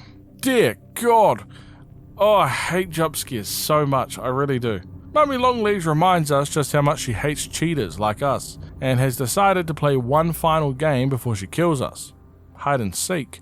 While running throughout, we can find another document, this time addressed to Warren Barch Construction Company. It is written by Eddie M. N. Ritterman in response to previous communication regarding the construction of an underground laboratory. The project needs to be in complete secrecy, only to be known by those with the proper authority at the two companies. Eddie offers $100,000 in exchange for the secrecy, and is also willing to provide excavation equipment, mentioning that the more independent that they work, the more he is willing to compensate them. It needs to be built within a 12-month period, but more than anything, it needs to be done correctly. This is likely the experimentation area that was mentioned earlier. We keep going into the facility and enter an incinerator to hide from Mummy Longlegs. I don't know how that's meant to work, but sure. Turns out it doesn't do much, since she pops back up and continues the chase. That is until we lead her into a compactor, which screws her up something wicked. A hand that resembles Mr. Scissorhands or Freddy Krueger appears and gently pulls what is remaining of Mummy Longlegs under the door. We can find another VHS tape in the next area that mentions an experiment 1006, and we can see the same Scissorhand from before. It mentions how the experiment almost breached his containment, disabling the digital security measures in his room, using pieces to create a laser pointer, which he then used to disable the security camera. This gave him exactly 28 seconds of being unmonitored. When the security camera came back up, the room was empty. A specialist member went in to check and found 1006 hiding in the blind spot of the camera, still within the room. The experiment attempted to escape, but another specialist locked the door in time, while the other specialist remained inside, resulting in a single casualty. It points out that 1006 is considered the most intelligent experiment thus far by quite a margin, as well as a ready willingness to commit serious acts of violence. We now find ourselves above the game station and collect the final train code, not to mention another document asking for windows in the game station, since there isn't any. I won't say much more on it, since it really doesn't add anything meaningful to the lore, but hey, Dr. Matthew Wason wants some windows. Do with that what you will. There is also a guide to proctoring in the game station. This is likely who Sarah and Mateo were. It gives a step-by-step guide on what they wanted as well. Report to the control station, while keeping a minimal distance of 20 yards from Mummy Longlegs, due to the hostility mentioned before. 8 AM the train arrives and all the children will be put inside the game station at once. The game order is the same as we did them. Musical memory, then Whack-A-Wuggy, and finally statues. One child should play the game at one time, and their performance recorded as relevant. The qualities being looked at are composure, memory, and pattern recognition and musical memory, hand-eye coordination and reaction time for Whack-A-Wuggy, and finally agility, strength, and speed for statues. Once the children have left, give all the reports to Stella Graybar. We speak with Poppy, who is much more monotone and creepy than before, which I didn't even think was possible. She seems pretty happy about Mummy Longlegs' death, and tells us that it's time for us to leave using the train. We enter the code and begin our journey. The train here really reminded me of the train that we saw at the beginning of Chapter 1 that was moving on its own. Poppy thanks us again for saving her, calling us perfect. Too perfect, in fact, to leave, and changes the route on the train. She goes on to say that she's been waiting so long for somebody to open up her cage. She intends to set things right and believes that we will do whatever we must to help her. The train begins going very fast, and we attempt to slow it down, but it ends up crashing instead. The screen fades to black as Chapter 2 comes to an end. However, just like the first chapter, we have special VHS videos that can only be found on the Mob Entertainment YouTube channel. Firstly, the disappearance video. A man is seen driving a car while talking on the radio. He mentions that they have eyes on 1170 heading southbound. They are trying to cut him off, stopping him from getting to the public roads. We can also see cam footage from the 18th of June 1992, of which 1170 runs from the facility, which 2 staff members saw and hit the emergency alarm. We can see that 1170 is Huggy Wuggy from the footage. Within 3 minutes, security staff and vehicles have begun pursuit, and it's mentioned that Huggy Wuggy has travelled over a half mile in that time frame. They find him and prepare themselves as Huggy charges the car as the security team shoots tranquilizers at him, hitting him once in the left leg, but Huggy flees into the woods. They continue on foot and expand the search zone into nearby residential areas, but the increased range has caused issues with the team's radios. Now, 1 entire hour after 1170 escaped, we can see cam footage of one of the security members that gets ambushed by Huggy Wuggy. I won't lie, these tapes are 1000% scarier than the actual game moments. These toys are no joke, man. In total, Huggy Wuggy killed 5 people, and there is now 6 people missing. all while sounding like the most horrific creature known to man. It took 4 hours to finally locate and successfully sedate 1170. The second tape is called Relocation, dated August 8, 1995. The staff is tasked with moving the giant from storage, the giant being Kissy Missy. They strap her for transport on a bunch of boards and load her onto the train. The tape has been tampered with and has changed the fourth step to loosen the straps binding Kissy. We can see that this is likely the train that we rode at the end of chapter 2, moving Kissy Missy, while more steps are changed in the tapes. Once arriving at the location, we can see the staff dead alongside Kissy Missy.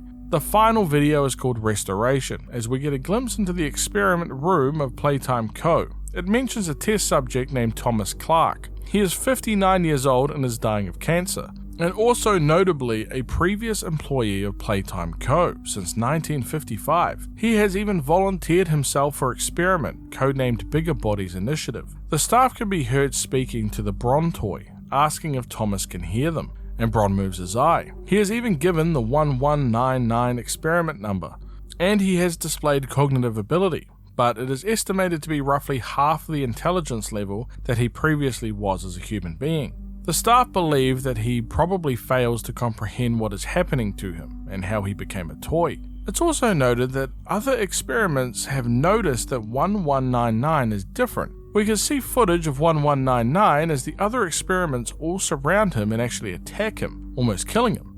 The security team jumped in and stopped it, but 1199 still sustained considerable damage, particularly to his thyroid and throat, which were completely devoured. 12 hours of surgery was required to save his life and is now kept separate from the other experiments, and what I would personally describe as a worse fate than death. We open up with an entire animated short of the different toys at Playtime Co. called the Smiling Critters. Is it just me, or is the design choice to go back to having the entire eye black while the eye itself is white just adds this chilling undertone to these characters? The toys are having an issue falling asleep due to the loud winds outside when a knock at the door shows another toy arriving, much to the delight of the others. A purple cat named Catnap. Using a kind of what I would presume is a toxin, it causes them all to fall asleep in the most horrific way possible, and it cuts to a news report, as the reporter mentions how the new Catnap toy might be dangerous for your children to play with. It was intended to release with the same toys feature within the cartoon, as they begin to sell in stores, but it's now facing controversy due to the inclusion of Catnap. See, Catnap seems innocent enough at first glance. We pull his tail and he seems to spray something from his mouth area of the toy. But things have begun to take a turn for the worse since parents are reporting that their children are experiencing strange and violent nightmares. The one thing in common among all of these children? The Catnap doll. Personally, after watching the end of that cartoon, it seemed pretty damn obvious that there is something much more sinister at play regarding that damn company. But at least the parents are finally starting to clue in. Playtime Co. have recalled every Catnap doll released within the Smiling Critters line, and even removed him from all the promotional material. While the cause of the nightmares and dreams is still uncertain, it's clear that your children are not safe with Catnap. Cue the title screen.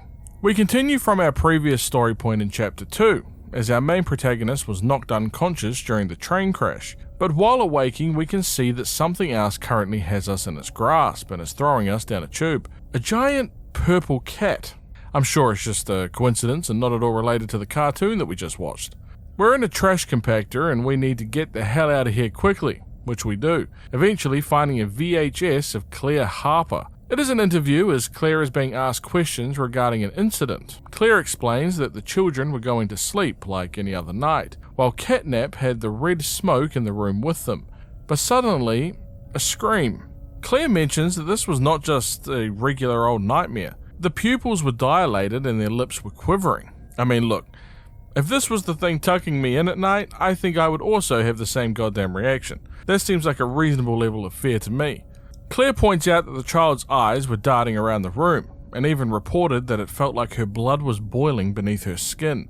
Claire panics a little at the thought of what that child saw in the nightmare, to which the interviewer assures Claire that she will be getting the best support needed at Playtime Co. But before that, asks Claire if the child described what she saw. According to the child, it was a monster but colourless. Claire pointed out how hard the child's heart was pounding and that her movements were wild, arms flailing and kicking her legs. It was a dream, but for the child it was as real as anything. It was right there in front of her. Claire asked the interviewer if she can see the child again to check up on her since the event, but the interviewer advises against it, saying that they have many concerns that need to be addressed at this time, but assures Claire that the child's vitals are normal and they will continue to monitor her progress. Claire loses it, screaming, telling the interviewer that she isn't comforted by that, before subtly suggesting that the little girl is actually her daughter. We can actually find a note that gives more information on this young girl mentioned by Claire Harper. Firstly, it's an incident report that was filed by Harper, and it clearly shows her as a counsellor within Playcare. It goes over the same description of what happened to the young girl after she awoke from the nightmares, but this time we can find out that the young orphan's girl's name is Marie Payne. This is where it gets crazy. Marie Payne is the same name given to Mummy Longlegs, meaning that the young girl that was experiencing the nightmares and required medical aid is the same orphan that Playtime Co. used to create Mummy Longlegs. It also mentions that a bunch of boys have been picking on Marie, teasing her during playtime. Harper says that it should be addressed, before warning Playtime Co. to not allow anything to happen to her little girl again. We find a phone on the wall ringing and a young child answers. He mentions that he doesn't want us to die and that we look lost, so they plan on helping us, providing us a battery in order to get out of the room. We can even find the train wreckage from before, to which the child points out that Catnap found us in there. He says how mad we must be at Poppy for trying to stop us from escaping, but emphasizes that she needs our help. They need us, and we are their mission, believing that we could save a lot of people. We're pointed towards a place named Playcare, a home of Catnap, and it's mentioned how there used to be 8 of the smiling critters, but now there's only Catnap left, and that Playcare is his church and hunting ground. This, by the way, is a great big example of why we should not go there. Avoid that place at all costs, please, for the love of God. The kid introduces himself as Ollie as we head down the tunnel. We get inside a tram as it begins to move and a film is played. The film in question is narrated by none other than Elliot Ludwig, the creator of this place. He goes on a big speech about a particular thing that he believes the world needs more of. Asking different people, he got a variety of answers, including money, consideration, and faith. But for him, the answer is smiles. He points out that a smile is hope, love, and understanding, and he loves nothing more than being the reason that a child smiles. Creating a world with more hope and love, a place where children can smile and be protected, a safe home. So, Playtime Co. created Playcare, an on-site orphanage. It is its own community and ecosystem beneath the facility, a place dedicated to ensuring a child's smile. I do have to say, by the way, that this sequence really felt inspired by the opening sequence of BioShock. Think about it. The creator of the world giving their world perspective that leads them to create their optimal world. The slow panning shots while the narration plays in the background. Not to mention that both worlds being under something. Rapture was underneath the ocean, hidden away from the rest of the population, much like Playcare, hidden below the facility, away from everybody above. Oh, and also, who else did we speak to over a radio that guided us through the city? Just a thought. When we arrive, it's actually not too bad at first. That is, until you take 2 steps and can see the blood on the stairway. Nice. Ollie rings and mentions that kids used to live down here, and now it's a mess. Yeah, no crap. We need to head down below the central statue in order to power everything within Playcare, and this place is quite large. We can find these little boards that show different members of the smiling critters, including Picky Piggy, Hoppy Hopscotch, Crafty Corn, Bubba Bubbaphant, Kickin' Chicken, Bobby Bear Hug, and Dog Day. The one missing due to the rubble is Catnap, of course. We get the key from Ollie and head to the one place that every good orphanage needs, the gas production facility. This is the place that creates the red smoke that Catnap is breathing out. Ollie needs us to divert the remaining red smoke to the left instead of the right. We go about all the puzzles, but somebody turned off the power right before we could get the gas to go to the left, and now we need to turn on the backup generator, which requires us to go to the terrible haunted house up on the hill. Inside are pictures of some of the children that once lived here, and rooms filled with that red gas from earlier. A radio can be found, and when played, it mentions that the body of a young boy was found on the estate of the late Elliot Ludwig, showing that Elliot Ludwig is no longer alive.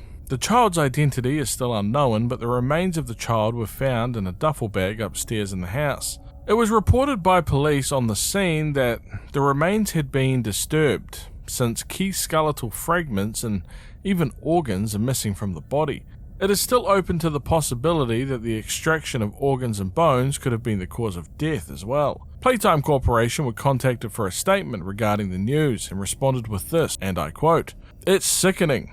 Elliot Ludwig was a great man, and those who knew him understood that he was not capable of such violence, let alone what others now claim. He had a deep love in his heart for children like this one, making the actions of whoever planted this body all the more sick. We look forward to clearing his good name both in the public eye and in the eyes of the law." A phone can be heard ringing down the corridor. Ollie's on the other end telling us to run. And oh my, yep, right with you on that one, Ollie. The radio continues mentioning how the public still doubt Ludwig's innocence due to his reclusive personality, which lends suspicion to the claim. His neighbours even mentioned how he would return to his home at strange hours of the night and would depart again before the sunrise. The drastic change in voice is a nice touch. Sunrise. Some believed he was sick. Others that don't move an inch. Playtime Co., it seems. Not to mention the cat claw marks everywhere. We reach the kitchen of what I can only describe as a literal embodiment of a hell house. We can find happy and fun, why was it done, etched into the wall alongside a VHS tape. If it isn't huggy wuggy, the video is addressed to the staff within Playcare, mentioning all the great things that they're doing for the children here, and also that if they are feeling unhappy about anything going on, the Playtime Co. is here to listen to their every concern. How gracious. Oh, and this. And should you come back years later, your conscience finally getting the better of you, may you descend into the dark and the dust, finding all that awaits you are incomprehensible horrors, each hungry for your return, each eager that they might find you. Perhaps they'd smile at you from a shadow, their smiling mouths full of teeth and meat and plastic, watching and waiting patiently for their turn at a warm welcome. Or perhaps they won't allow you such time to figure your place in the world you'd left, a world that's theirs now. Welcome home.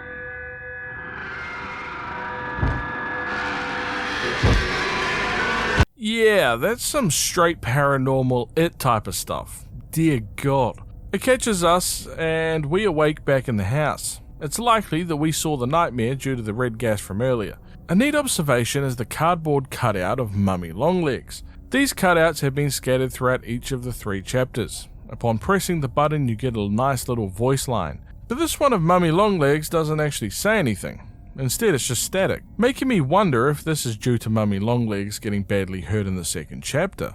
And if their fate relates to the cutouts, does that also mean that the voice talking is not a recording at all? Instead, it's the actual creature.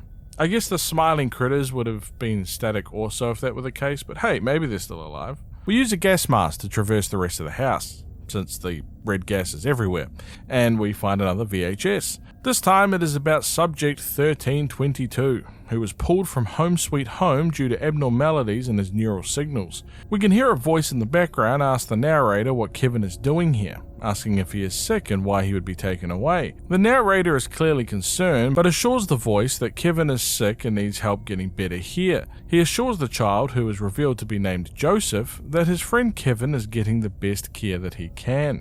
Randomly in one of the rooms, we can find Kissy Missy just sitting, looking at a picture of a child. Considering what we know about the experiments taking place, I wonder if that child was actually her. Another VHS can be found of a bunch of young children asking their teacher who was picked. The teacher informs the student that Dr. White has selected Samuel Lee. Ominously, the teacher asks the class to give Samuel one last goodbye as he heads off with Dr. White. We are to presume that that is young Samuel there in the video. Oh God, it follows us around. I couldn't even imagine trying to get sleep with that thing in the room. Those poor kids. We get the hell out of the house for obvious reasons. after starting up the backup power. As we leave, however, Kissy Missy grabs us and holds us to the ground, but thankfully Poppy jumps in and saves our ass from being toy food. Poppy reiterates that we can help them and is thankful that Ollie has helped us get to where we are, and mentions that he is the only reason that they found us at all. She rides on Kissy Missy's shoulder like she's Pikachu, and asks us to follow her so she can give us an explanation. Poppy opens up a secret door that has a notable flower on it, the same flower seen at the secret door in Chapter 1, in the letter that we received back there in the first place. She goes on to say that she isn't our enemy, but she also cannot allow us to leave since what is happening here is bigger than all of us. She needs revenge against the monsters who have hurt us. She points out that these creatures are just simply tools of the prototype, the real head honcho behind everything that is happening. The prototype is the claw hand thing that took Mummy Longlegs in Chapter 2. We turn the power back on for Playcare as Poppy mentions how the prototype is the reason that she was locked away in the case for so long, and that it would not allow us to leave alive. She wants us to kill the prototype, since we're proven to be capable, since we killed Huggy Wuggy and Mummy Longlegs thus far. Catnap can be heard as Poppy leaves, mentioning how Catnap is the prototype's final obstacle, and mentions that Ollie will continue to help us.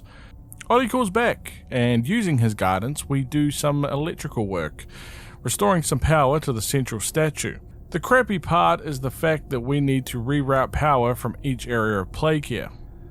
Alright, on to the next one.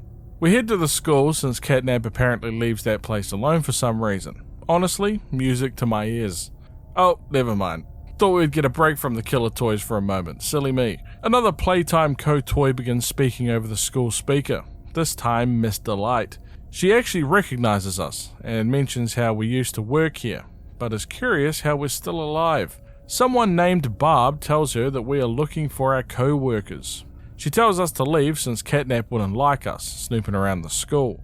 We find another VHS of Mr. Light asking someone where the children are and if they're safe. The other person doesn't tell her where the children are, but does assure her that they are safe. Then Mr. Light gets a little nuts. And that was it. That's all he'd tell me.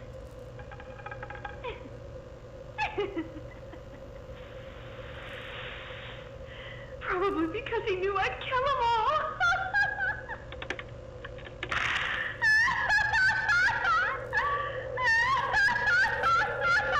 A note can be found mentioning something called the Hour of Joy, which took place a few weeks prior to the letter being written. It mentions how all the children have been taken from the school and how silent it is now without them, before mentioning how something or someone locked the front door to the school, and the teachers have been unable to get it open since. They heard a knock at the door, something breathing. It wouldn't speak when called out to, and Mr. Light believes that it's likely this thing that's responsible for locking them inside the school. Spoiler alert, it's Catnap. She's created a weapon out of pencils, rulers, tape and twine, which she now calls Barb, intending to use it as a weapon when the door opens. There hasn't been food for days, and Mr. Light feels that she has been singled out to die since they blocked the kitchen with their bodies. She is so starving that all that she can think about is food.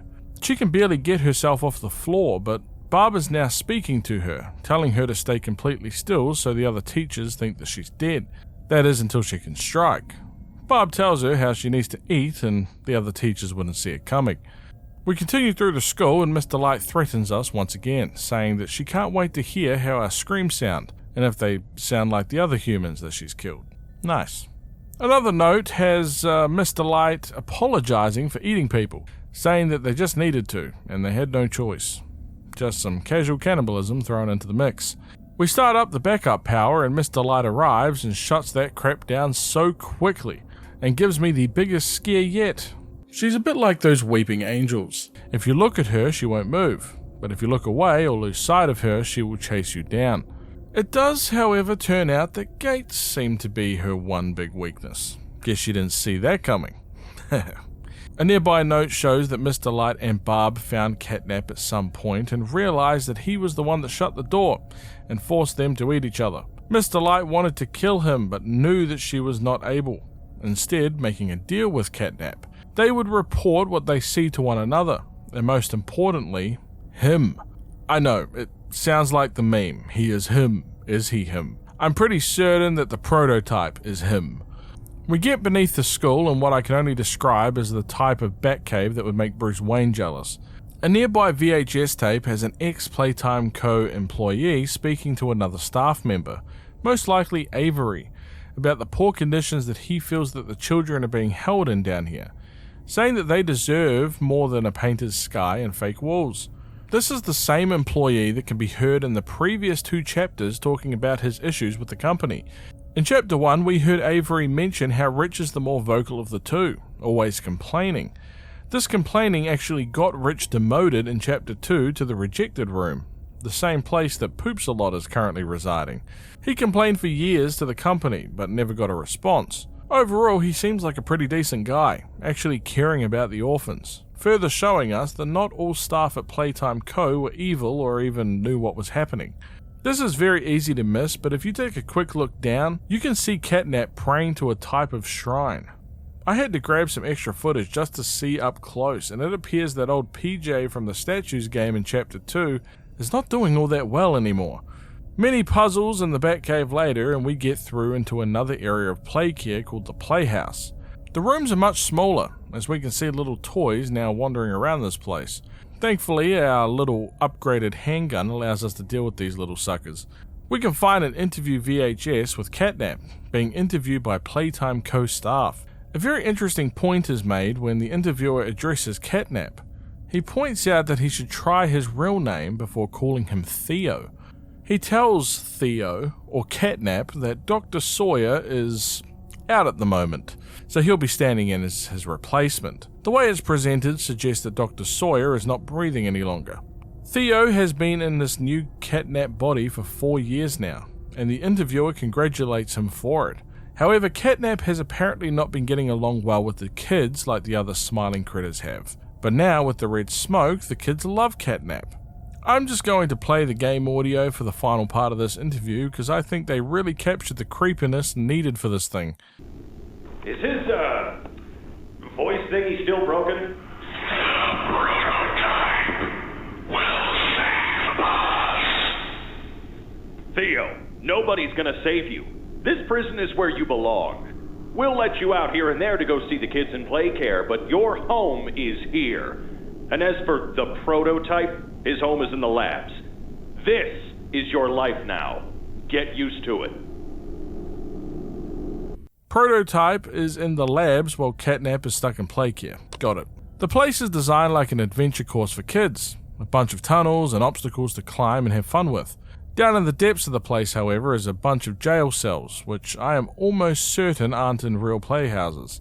But then again, it's been a long time since I've been to one of those places. And in one of the cells, we can find Dog Day, looking pretty damn rough if you ask me. Dog Day is a member of the Smiling Critters and was presumed dead since, to the best of our knowledge, Catnap had apparently killed them all, before pointing out that there's nothing really much to save anymore, and that we're in Catnap's home, which means that millions of eyes are now watching our every move, pointing out how they all want to get under our skin and eat us alive. I think he is referencing the little guys that we were annihilating earlier. And if I can be honest, pal, I think that we have them covered, to be honest. I mean, I was using them as literal target practice. Dog Day makes an interesting point, stating that the prototype is Catnap's god, and Dog Day is an example of what Catnap does to heretics. The little guys are scared to get the same treatment as Dog Day, so they just follow Catnap and in return they get fed.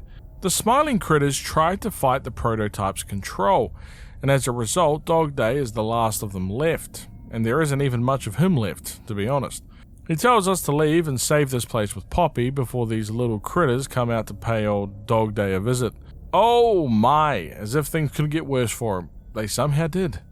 They possess Dog Day, chasing us out of the area, and we get ourselves back to the surface pronto. Ollie gives us a call and mentions the shrine we saw earlier, saying that Catnap made it in honor of the prototype, not to mention some background information on Catnap. Apparently before Catnap became Catnap, there was a serious accident where he almost died, but the prototype saved Theo's life, giving up on his own freedom in the process. Catnap views Prototype like a superhero that saved this place. Anybody that opposes Prototype gets killed by Catnap, and Ollie even mentions that the shrine is just a smaller version of what the real thing it looks like. which is incredibly worrying. We waste no time and head to the counsellor's office, reconnecting power lines. We have another VHS tape of a couple looking to adopt a child named Jeremy from Playcare. This is the same Jeremy that walked in and asked how his friend Kevin was going. However, it turns out that there was some complications, stating that some kind of testing was going on so they wouldn't be able to adopt Jeremy. Oh god. Getting through the office requires us to have a mask on the whole time, since the rooms are full of that red smoke that Catnap loves. However, Catnap does ambush us, and locks us within a room and takes away our mask, causing us to fall asleep and enter one of those nightmares of Catnap. Within the dream, Poppy can be heard asking us to find the flower, and that this place is not easily escaped. We can see the children of the orphanage and the creatures watching over them. Poppy asks us if we know what we're seeing, and if we know what they once were, showing us just why we need to end this place. We can see Huggy Wuggy as the screams of people can be heard in the background, while the prototype looks over. We awake as Catnap gives us a final warning. Leave Playcare or Catnap will be turning us into beef jerky. I vote to leave, but we're pretty committed this far, so why not? We get all the power together from the places that we've entered, and we have now charged up a big-ass battery. This battery is our ticket out of here, and Ollie is going to help us through the final steps. We get back down to the containers at the red gas and turn the power back on so it diverts the gas to the western side. Catnap arrives and is not pleased by this decision, to say the least. I must say he is looking a lot more gaunt and less furry than normal, but we manage to use the elevator to get out of the room that's now flooded with red gas. We find a log upstairs about experiment 1006, aka the prototype. The interviewer mentions how Prototype has been awfully quiet as of late, but has learned a lot about him anyway. Before he can explain, Prototype speaks again, asking a question. We can hear that Prototype can mimic voices, and doesn't actually have a singular voice, instead opting to constantly change voices throughout a sentence. It's almost robotic in nature. He asks the interviewer if he feels any different, since he sticks them, beats them, and tears at their flesh, speaking as if it consists of multiple personalities instead of a singular person.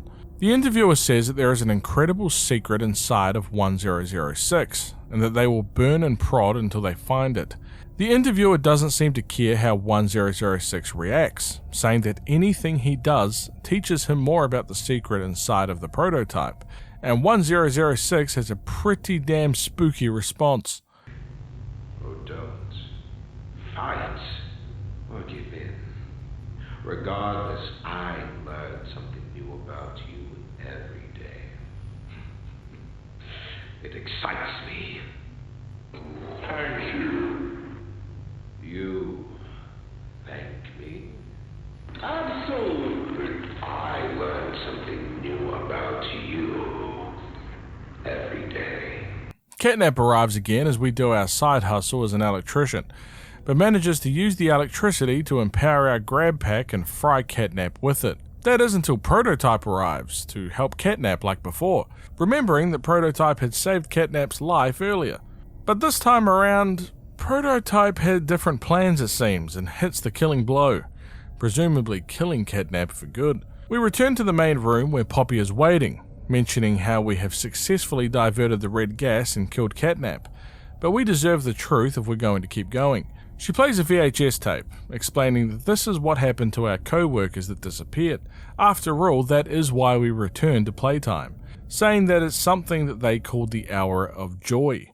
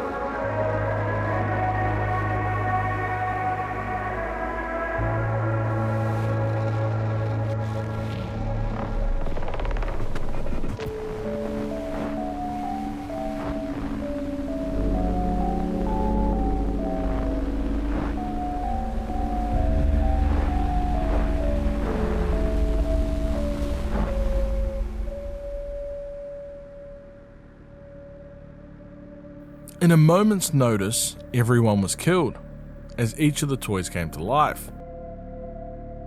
I remember hearing every moment of it. It went on so long, so agonizingly long. They tried to hide, to run, anything to stay alive. I remember their cries. What's going on? Why is this happening? What are those things? Senseless slaughter, that's all it really was. They killed everyone. The guilty, the innocent, didn't matter. All of that death didn't fix anything. And then, once it was all over, they dragged those corpses down below where they'd never be found. And they ate the bodies to stay alive. Prototype has to die for this, for everything. So, the Hour of Joy is a pretty damn messed up way of explaining it, but I've grown used to it at this stage.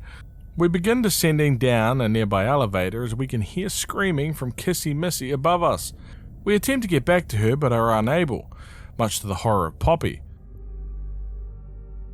Well, if it isn't another Playtime Company television advertisement, this time Doughy the Dough Man. 4 colours, only $9.99, and it even comes with free nightmares. We see a young boy called Jack getting a Doughy the Dough Man figurine for Christmas, and to much of his excitement, it comes with an invitation to Playtime Company. Jack and his mother visit the company only a month later for their tour. Jack is obviously very fascinated by the vats of dough down below, and why am I getting a really weird parallel here to the Joker with the chemical vats?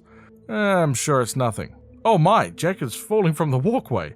This is why you need bigger guardrails. Jack falls into the vat of dough as the other children scream on in the background, and we see an ominous shot of Doughy on the walkway as the Playtime employee shuts off the camera. We return to the elevator as we journey down deeper into the facility. Just after the events of Chapter 3, Poppy intends to go and help Missy, but warns us to be careful down below. Unlike the surface, this area isn't trying to hide what it truly is. Actual hell. Oh boy.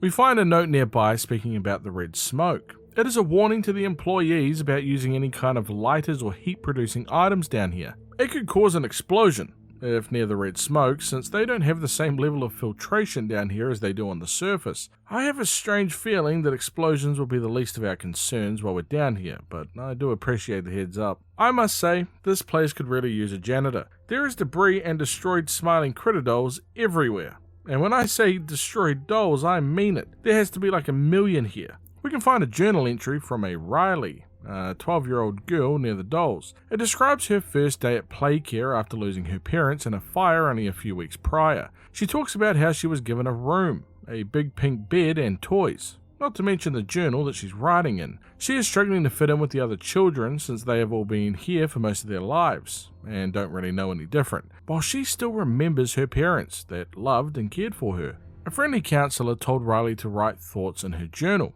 only for herself, creating 2 different lists, what is important to her and the other being why it's important to her. She wants to feel more comfortable here at Playcare and understand that not only her life matters, but her parents' lives mattered also.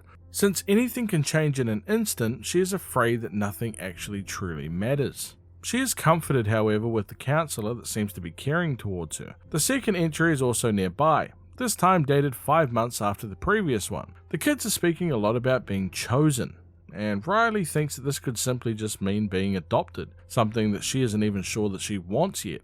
She wants to try and focus on whether or not she wants to be adopted, and how she can be as happy as the other children are every single day. Since, if she were happier, she could appreciate everything more, and maybe she would want to be chosen just like them. Since we already know what being chosen means from the previous chapters, believe me, Riley, you do not want to be chosen. Stay sneaky and unseen, that's the key. A month later, in February, Riley was chosen by Dr. White. Damn it! Even keeping to yourself wasn't enough. Riley, for the most part, is happy about being chosen and explains that there were many interviews with couples for her adoption, but she didn't think any of them actually liked her. She was either too anxious or too quiet. didn't get along with the other kids her age, etc., etc. But despite all of these things, somebody did like Riley enough to give her permission to bring her journal along with her. She hasn't felt this excited since the accident, since her parents. Writing has helped her cope a lot, and she's starting to get a more positive outlook on things. Her new list of important things involve growing up into the girl that her parents wanted her to be, and to make them proud, to get more friends and to stay happy. She even wants to open up her own orphanage like Elliot Ludwig, filling it with toys and good people. That is a very commendable goal there, Riley. However, if I may, I think maybe have your orphanage a little less like Elliot's if you can. Minus the whole experiments and nightmare creatures running around killing everyone. If you get rid of those things, you might just be onto something. Speaking of creatures running around, an alarm is set off as little critters invite us for some target practice, scurrying around this toy graveyard. Once we deal with those little guys, we can find another 2 journal entries from Riley. The third is not dated like the others, unfortunately, but she does mention how it wasn't what she thought it was going to be. Yeah, it's so much worse. She mentions how they took her underground, deep below everything, and gave her a shot that made her fall asleep. She describes a doctor performing surgery on her, removing her organs, and even feeling her ribs and spine snapping. Oh God, it's even worse than I thought. When she awoke, everything hurt. Hours of her screaming, but nobody was listening. She quickly realized that her body was not her own anymore. She can't separate her fingers, and her hands are not her own, but she can oddly feel them move. She is in a room much different to the one that she had at the orphanage, and Riley points out that she's been here a very long time, but she just can't remember just how long. She is still writing, even though she's dropped the pen 3 times, still trying to get used to her new hands, and she can't understand why this would happen to her. Why did she survive the fire if this is all that she would get? Her new list is waking up from the nightmare and getting back to being herself since she only just started to like life again, like before. The 4th entry into her journal describes how her room is now moving around as a hole opened up and the room is now upside down. There is screaming from outside the room, but she is doing everything that she can to just hide. Roughly an hour later, Riley decides to check outside and mentions how there are bodies everywhere. Piles of them, just looking at her. She calms herself and begins thinking of a plan. I will admit, Riley is handling this situation much better than most people, and Poppy described this place really, really well. This is hell compared to the surface. We can find a VHS that speaks about an uprising. A doctor is speaking to the security warden. He mentions that somebody helped them escape. The security warden mentions how only himself, Eddie, Stella, and Laith have the ability to get that sort of clearance. The doctor wants to make a deal. Considering the security warden is now sort of stuck and surrounded by escaped creatures that are eating pretty much all of the staff outside, the doctor wants the warden's Omni hand that will give him clearance around the entire facility. In return, the doctor will help the warden escape to safety. He agrees to this trade. We continue further into the facility as our phone begins to call. It's Ollie. He warns us just how bad this place truly is, and that this outside area is actually nothing compared to what we can find inside. He has seen just how bad it is for himself, and he tells us to be careful.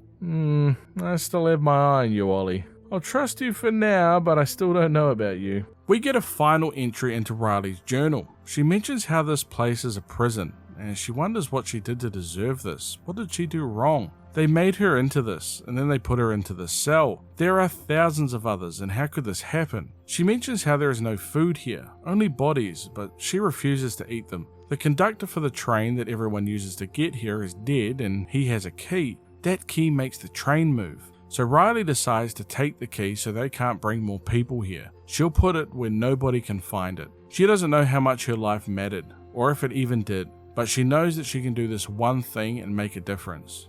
Maybe it could save somebody, even if it's only one person, that would be enough. Nobody should have to hear what she has inside this place. Nobody should know hell like this, or the demons that live here. Her final list of what is important is that her life mattered to someone. And why? So that she will know that wherever she goes now, hopefully with her parents, that she fulfilled a little bit of what she said she would, and make a life a little better for someone else, even if it took everything from her. We can find the key to the train in the arms of Riley here, showing that even in her final moments she never ate anybody, instead staying here and dying of starvation. I just want to say, the short story of Riley, especially that final letter, is so sad it's incredible. She is an actual hero in every sense of the word, especially for someone only 12 years old. Wow.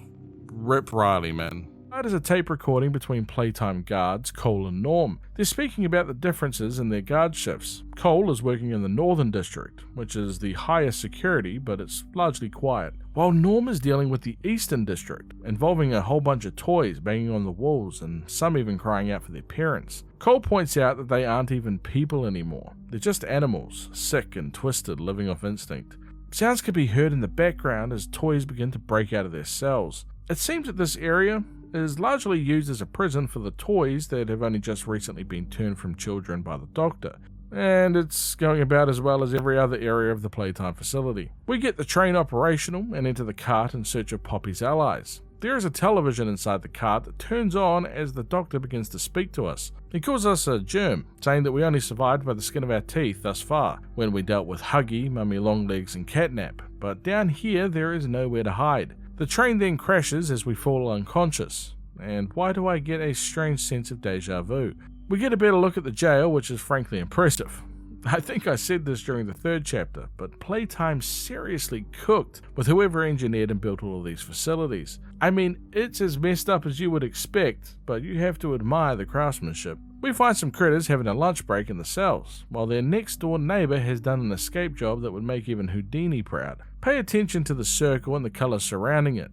You'll know just whose cell this was very shortly. We can find a letter describing a weekly checkup of subject 1172. She is described as having emotional deregulation, overactive automatic nervous system due to stress, and episodes of shaking, heavy breathing, and decreased concentration. When given writing tools, 1172 has shown high levels of stress, feeling of impending doom, and a very strong desire to return to her old way of life. These issues have caused 1172 to be unable to complete her assigned tasks, but has gradually improved over time due to being allowed supervised socialization with other subjects. This was Stella Graber's idea, and it actually helped several subjects better cope with their new bodies. Thanks to these improvements, 1172 will no longer require further corrections through procedures, and will be left to return to her tasks in a quiet setting, this time being Storage B. It seems that even after all this time, the Doctor is still using the jail as his personal experimentation grounds, since he is now putting us to the test, wanting to push our limits and just see how scared we can get. It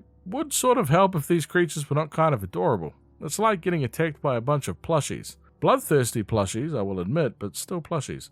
We pass the test and get to the control room of the jail. It seems they are playing Hang Wuggy in their off time, but I feel the word there might be a little easy to guess. We input the code and make our way to the recreational area, with more warnings from Ollie along the way. We can find a journal entry from our guard friend from earlier, Cole Vaughan. We find out that Cole's job was changed from resource extraction specialist to shelf keeper after the Hour of Joy. He has mixed feelings about the change, saying that he is grateful but is struggling about the loss of his friends. He talks about how the survivors were essentially just given a pat on the back by Playtime and swiftly placed into any new role that they could find for them. For Cole, it's a glorified prison guard, guarding the very things that killed his friends. And Cole was not the only person assigned down here to the prison, as we can see that a large majority of the staff have met their demise during or after the escape that we heard on tape. With the bodies littering the hallways, it really hits home that Chapter 4 is not holding any punches, especially when it comes to the horror element. As we head back towards the control room, the jail fills with the red gas, and the Doctor tells us not to fight. We, of course, don't listen and get our butt the heck out of there. Back inside the offices, we can see a weekly checkup for subject 1424. They have shown signs of confusion, memory loss, thought disorder, disorganized behavior, and catalepsy. Catalepsy is essentially seizures, and it causes stiffness in the body, if you're wondering. 1424 is surprisingly capable of speech, but it is largely incoherent and mumbled, and won't really respond to commands directly, showing an actual disconnect from their surroundings. They will not react to things that happen to them, so, for example, if a staff member raises the subject's arm, they will not lower it, seemingly unaware of what just happened. They'll only eat food that's placed directly into their mouth, and will occasionally respond to their birth name, but it's pretty rare for them to do so. Man, these procedures really do a number on these people, and all of this just for some free labor. We have another experiment, 1166. This subject has shown a much lower cognitive function than what was ideal for the doctors, but physically is able to do everything that's required of them. 1166 does, however, show an odd sense of loyalty towards the security staff, and the staff themselves are showing remorse for the subject, much like you would expect from a domesticated cat or dog. The doctors find this promising, believing that this loyalty shows that it can be bent and twisted to suit. 1166 has a name. It's Yarnaby. It sits in the corner watching the doctor, and it plays funny little music, something that Dr. Harley Sawyer finds very amusing. He intends to isolate Yarnaby so that it will have absolutely no contact with anybody but himself, twisting its loyalty to take advantage and using Yarnaby as a bodyguard while he can get a good laugh out of the pathetic little sounds that it makes. Jeez, this dude is evil. Like, comically evil. I really do think that we could consider putting Playtime Company right up there with some of the worst gaming companies of all time, right next to Resident Evil's Umbrella Company. We reach the doctor's interview room filled with televisions in different rooms. We get locked inside one of these rooms as the doctor speaks to us once again, telling us just how surprised he is to see a human, let alone an ex-employee. But he can tell that we're different somehow, and he intends to find out how. He points out how the previous subjects that we've faced so far, 1170, 1188, and 1222, this being Huggy Wuggy, Catnap, and Mummy Longlegs respectively. He proposes us facing something a little bit different before calling for Yarnaby. And oh my goodness, I hope that glass is bulletproof. We now get the luxury of being hunted by Yarnaby for the next section of the prison as we attempt to escape. We find another prisoner profile, this time subject 1163. It doesn't show much human qualities, much like the other subjects. The subject was described as a bright, joyful, and a bit of a bundle of joy prior to the transition into the toy. Now it's limited and depleted. The doctor is getting sick of creating mindless creatures, saying that 1163 is more like a rabid animal, eating whatever's put in front of it, regardless of its appetite. And it cannot even play the piano rhythms in tune, something that does not intrigue the doctor at all. Dr. Harley sent 1163 for testing, expecting it to probably die in the process, stating that there will be no more experiments like this and that improvements have to be made in the future. As we continue to avoid Yarnaby like the plague, we can find more journal entries from Playtime employee Cole Vaughn. He speaks about Stanley being attacked on duty, which is odd, since Stanley is actually one of the nicer guards down here, even trying to sneak candy and toys to the creatures to try and make them happier. He tried to sneak food to Boxy after hours and was only saved when numerous other guards with tranquilizers noticed that he went into the cell. If not for them, Stanley would be dead meat. Cole couldn't believe how stupid it was for Stanley to walk into a cell like that, especially a big one like Boxy Boo. He went to visit Stanley in the infirmary to ask him why he would even risk it, and Stanley reminds Cole that these are not just beasts, they were once more than that. Cole asks him how he could believe that, with Stanley responding that he's been watching and peeking at the reports that the scientists have been passing between each other. Cole forces Stanley to agree to never do that again and leaves, but has been pondering what Stanley said ever since, saying that it can't be true. They're all 12 feet tall monsters, nothing else. Well, at least somebody at Playtime has a heart. I like Stanley, man. I hope he made it out okay, but let's be honest, he probably didn't, but a guy can dream. Using some of the vents, we make it into the server room and can find another VHS tape. This is a conversation about Harley Sawyer between Eddie Ritterman, Stella Graber, and Laith Pierre. They are mentioning how Sawyer has no regard for the safety of staff, facilities, children, or anything here at Playtime. Despite Stella setting boundaries with him, he just doesn't seem to listen. Laith points out that the Bigger Bodies Initiative, which is headed by Dr. Harley Sawyer, is still a money hole, and this prompts Eddie to suggest actually just getting rid of Dr. Sawyer, making him disappear like the many that they've done before. Laith refuses to kill him, saying that they actually need him even if they don't like it. Stella suggests maybe demoting him, or stripping him from his power over the Bigger Bodies Initiative, especially after the Huggy Wuggy escape into the woods, Catnap's drama, and of course Stoll. They mention how none of these compare to the theatre incident, something that they don't elaborate on further. Laith finishes the conversation with an idea of how to deal with Harley Sawyer without killing him, but the VHS tape cuts off just as he's about to suggest it. Damn it, see, this is why we don't have VHS tapes anymore. The third Cole Vaughn entry talks about his struggle with Stanley's suggestion that the creatures were once more than just rabid animals, He can't wrap his head around the fact that they were once people, thinking they were just some homegrown animals. Cole decides that he is going to find out the truth for himself, but he needs to be careful since punishment here at Playtime is a little more than being fired or yelled at. Being caught snooping around is a very quick way to become Boxy Boo's next lunch meal. Even though the risk is great, too many people have lost their lives to these things, and they cannot be blind to what is actually going on here. Cole does manage to sneak into the archives and gets a prisoner profile document about Dr. Harley Sawyer. Not a name that he's ever heard before, but he will be investigating it further. Stanley might have actually been onto something after all. Oh my, yeah, he was onto something alright. Never too late to get some cardio in, I guess. The VHS collection that Playtime has on hand needs to be studied, as we have Stella Graber and Laith Pierre talking once again.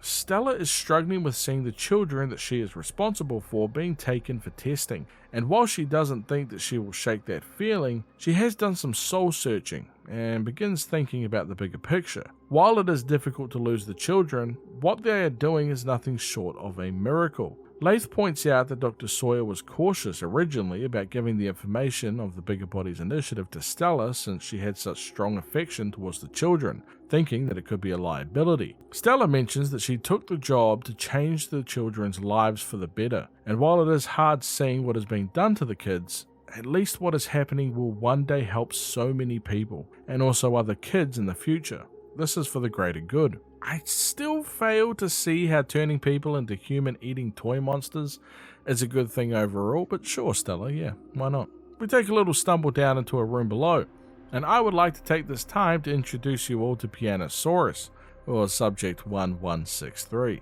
Oh, never mind. Instead, say hello to Dowie, otherwise known as Subject 1322.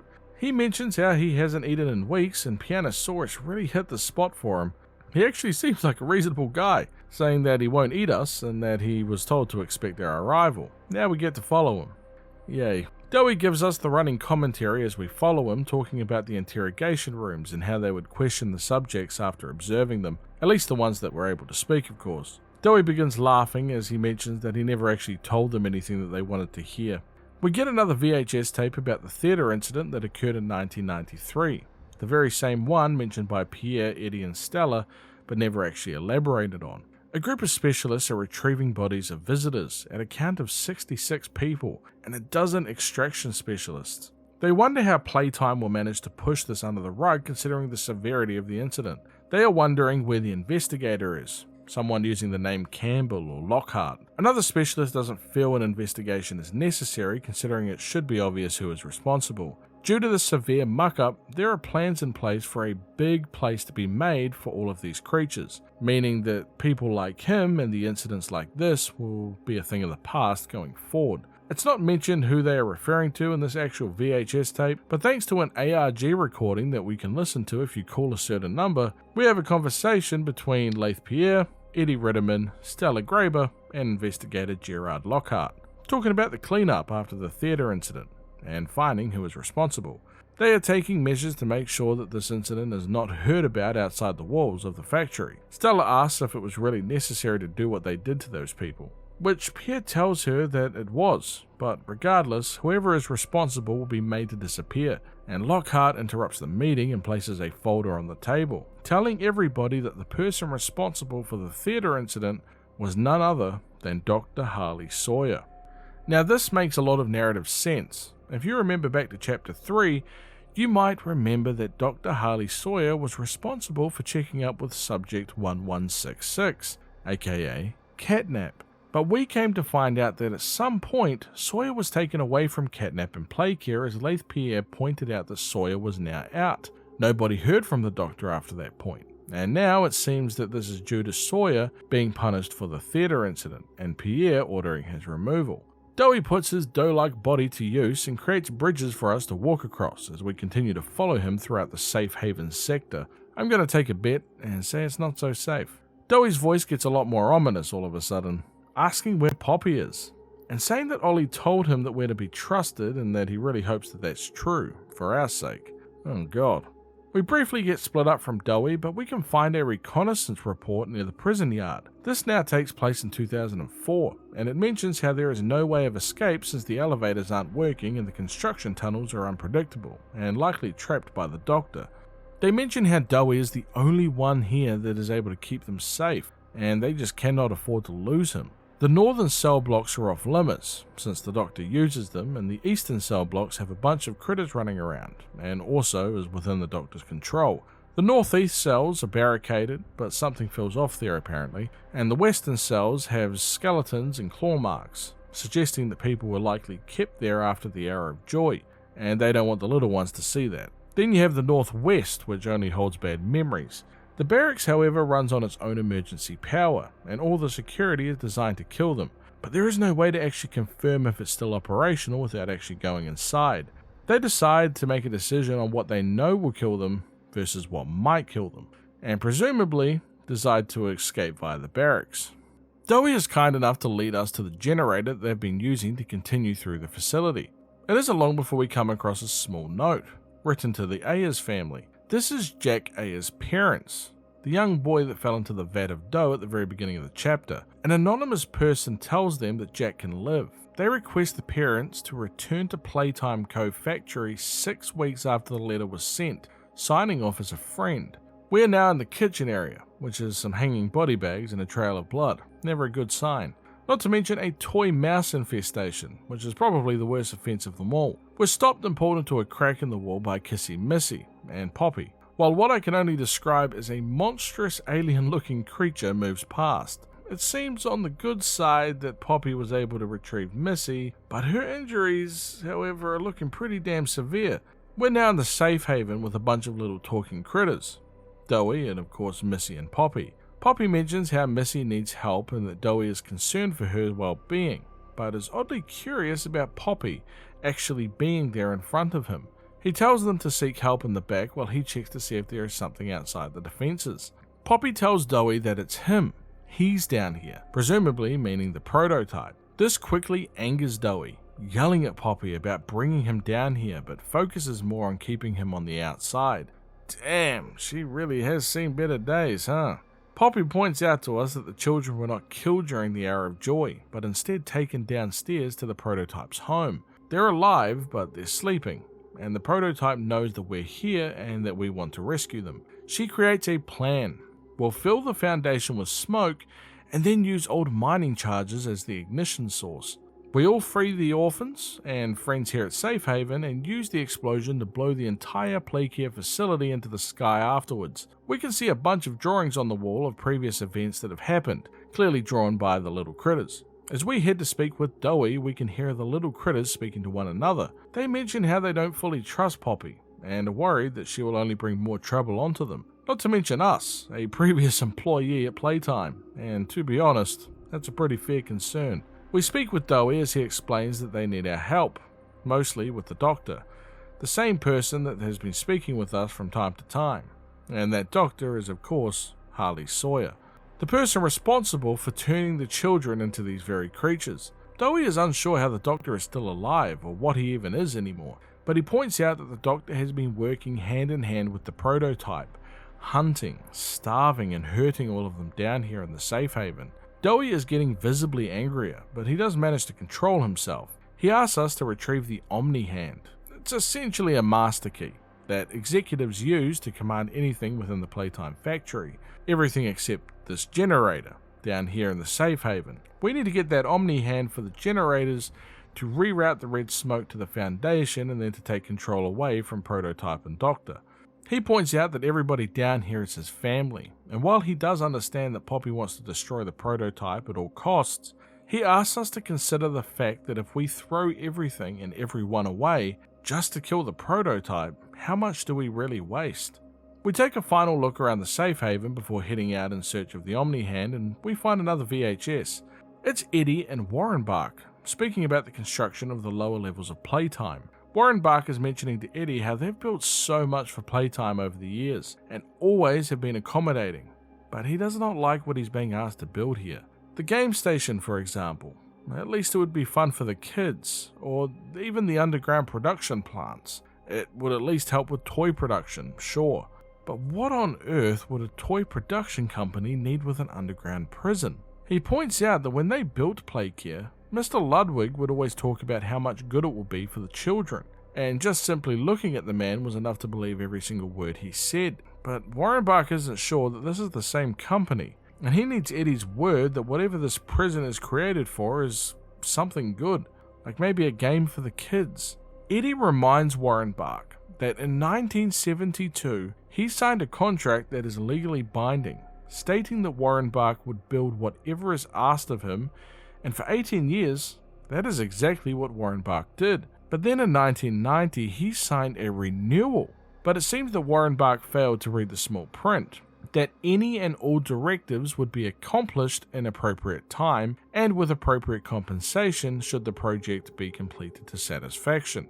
So Eddie reminds Warren Bach once more that Playtime has given a directive, which means that Warren Bach must now obey. He pushes Warren Bach near a ledge, stating just how great things are coming along, and that someday a lot of people will be very, very happy. He finishes with one final threat, saying that he is a businessman and that he likes getting jobs done, and this is just like any other. It will get done.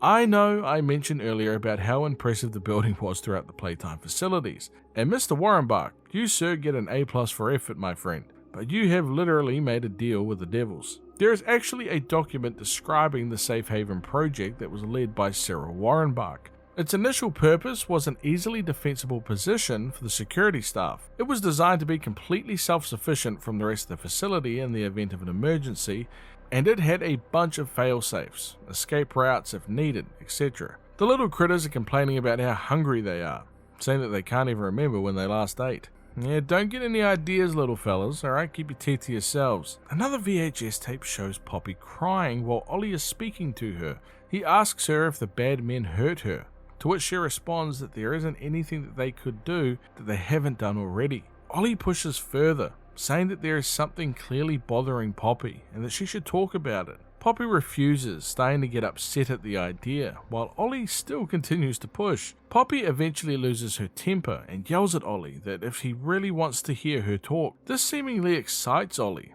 hoping that she will, but Poppy tells him that she is scared and angry and that she doesn't even know what to do, and explains how the Playtime doctors and the staff, they don't care how much they hurt people, they just keep doing it anyway. But what really terrifies her is that despite the amount of surgical procedures and the pain that she endures, as they continue to do these to her, she's beginning to feel less and less, scared that she's becoming less and less of a person and more of a thing. Ollie tries to comfort her, saying that to him she is a person, and that through speaking to him it makes him feel like there may even be a small part of him that is a person also.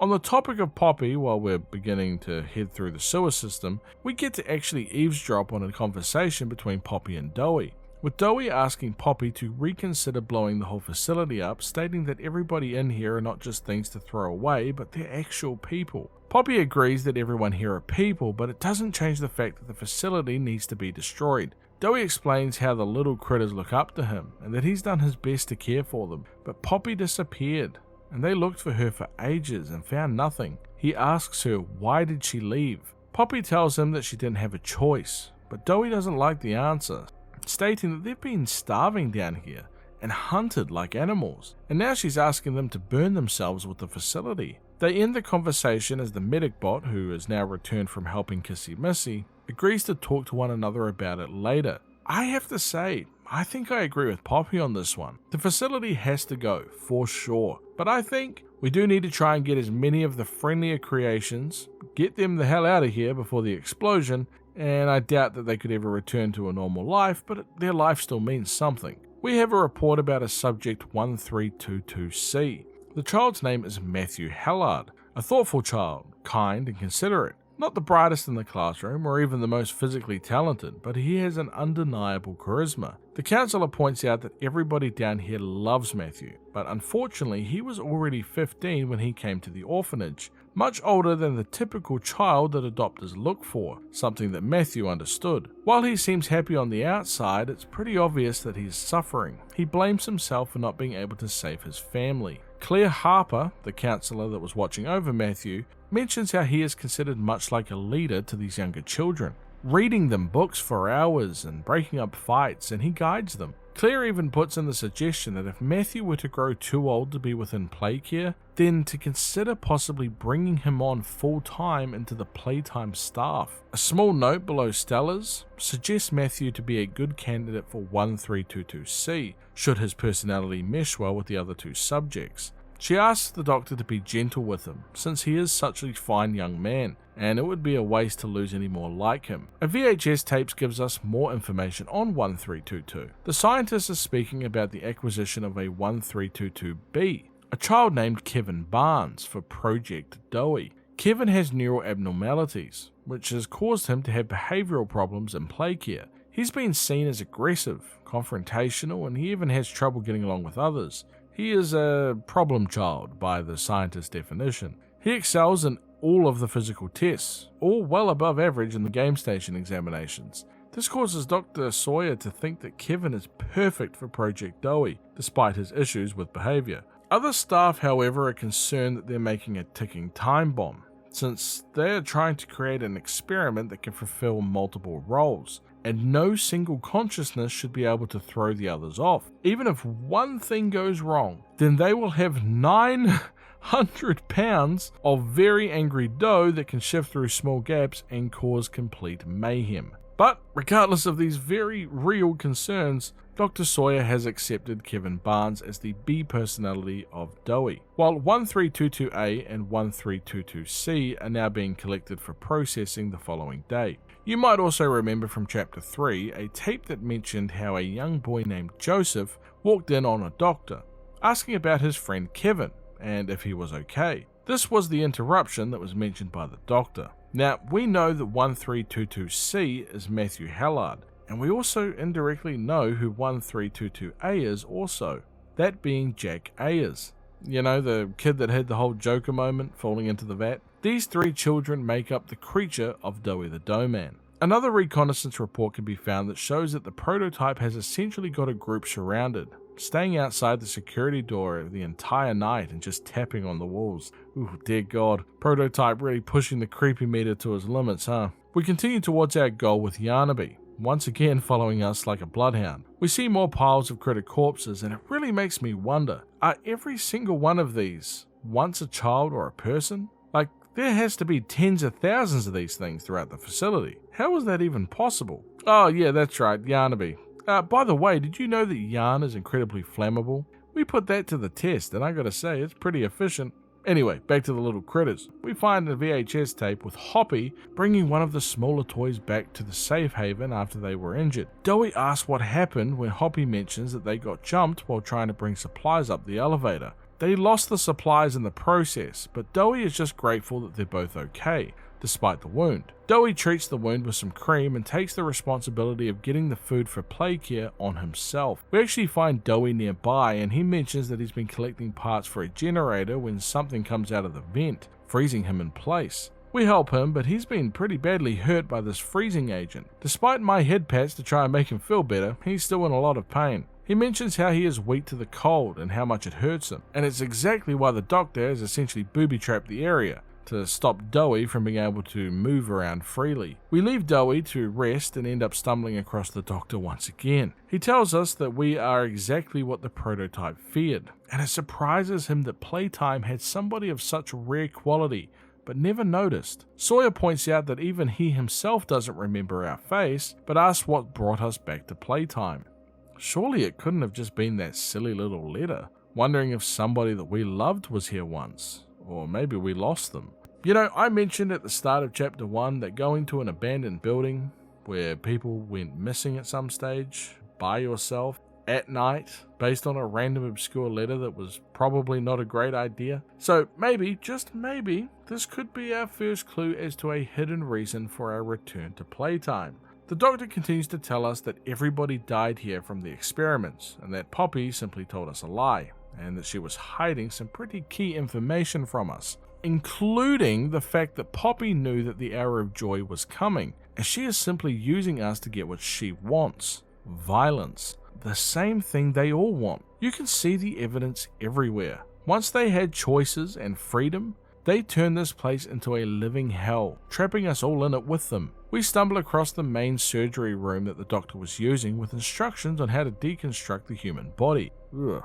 Not to mention that just outside are a bunch of medical tents with conversations between children and Dr. White about their adoptions. And with the red smoke and the dead critters everywhere, this literally looks like a war zone. Another VHS shows the moment that Dr. Harley Sawyer awakes from his procedure, with Dr. White being the very person that performed it on him. Sawyer quickly realizes what happened and calls the Playtime staff traitors. Dr. White speaks to Sawyer asking him how he feels, and this angers Sawyer, immediately asking if White enjoys watching him writhe around like one of them. He begins complaining about head pain, stating that White must have done something wrong, and yells out to be told who gave the order for him to be turned into one of these things. Laith Pierre is quick to tell Sawyer that it was him that gave the order, saying that Sawyer kept making so many careless mistakes and was never able to clean up his own messes. Sawyer points out that Pierre couldn't do any better, besides they need his intellect and knowledge. Laith makes a good point. There is a reason that Sawyer is able to speak with him right now,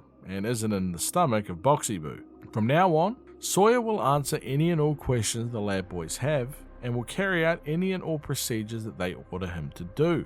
That is it. He is now an open book. Sawyer vows to kill Laith Pierre at the very first chance that he gets. Look, these experiments are horrible, and they need to be stopped, but if any person deserves to go through it, Harley Sawyer would probably be at the top of the list. Inside the operating room are a bunch of monitors showing a bunch of creatures. Two even look like PJ Bugapilla and Huggy Wuggy, which means that the doctor has likely retrieved them after our previous fights with them and is either trying to fix them or harvest them. As we look into the next room, we can actually see that it is PJ Bugapilla. Still looking pretty dead to me and even missing an eye. I'm not sure if there's much coming back from that, but I don't really want to have to deal with these guys again if I can help it. We can find a lab mission statement that shows the moment that Dr. White is promoted in play care by Eddie Ritterman. He is now the head of the secondary laboratory, and he is responsible for maintaining staff and presenting his findings to the primary laboratory every week. They pretty much threaten Dr. White, stating that people in his job before him let ego or personal ambition get in the way of their job, and if he doesn't want to go down the same path as they did, then he will need to do his job properly and exactly as Playtime wants him to do it. His job is to make something useful out of the experiments that refuse to cooperate, to essentially rip them open and salvage anything that he might need.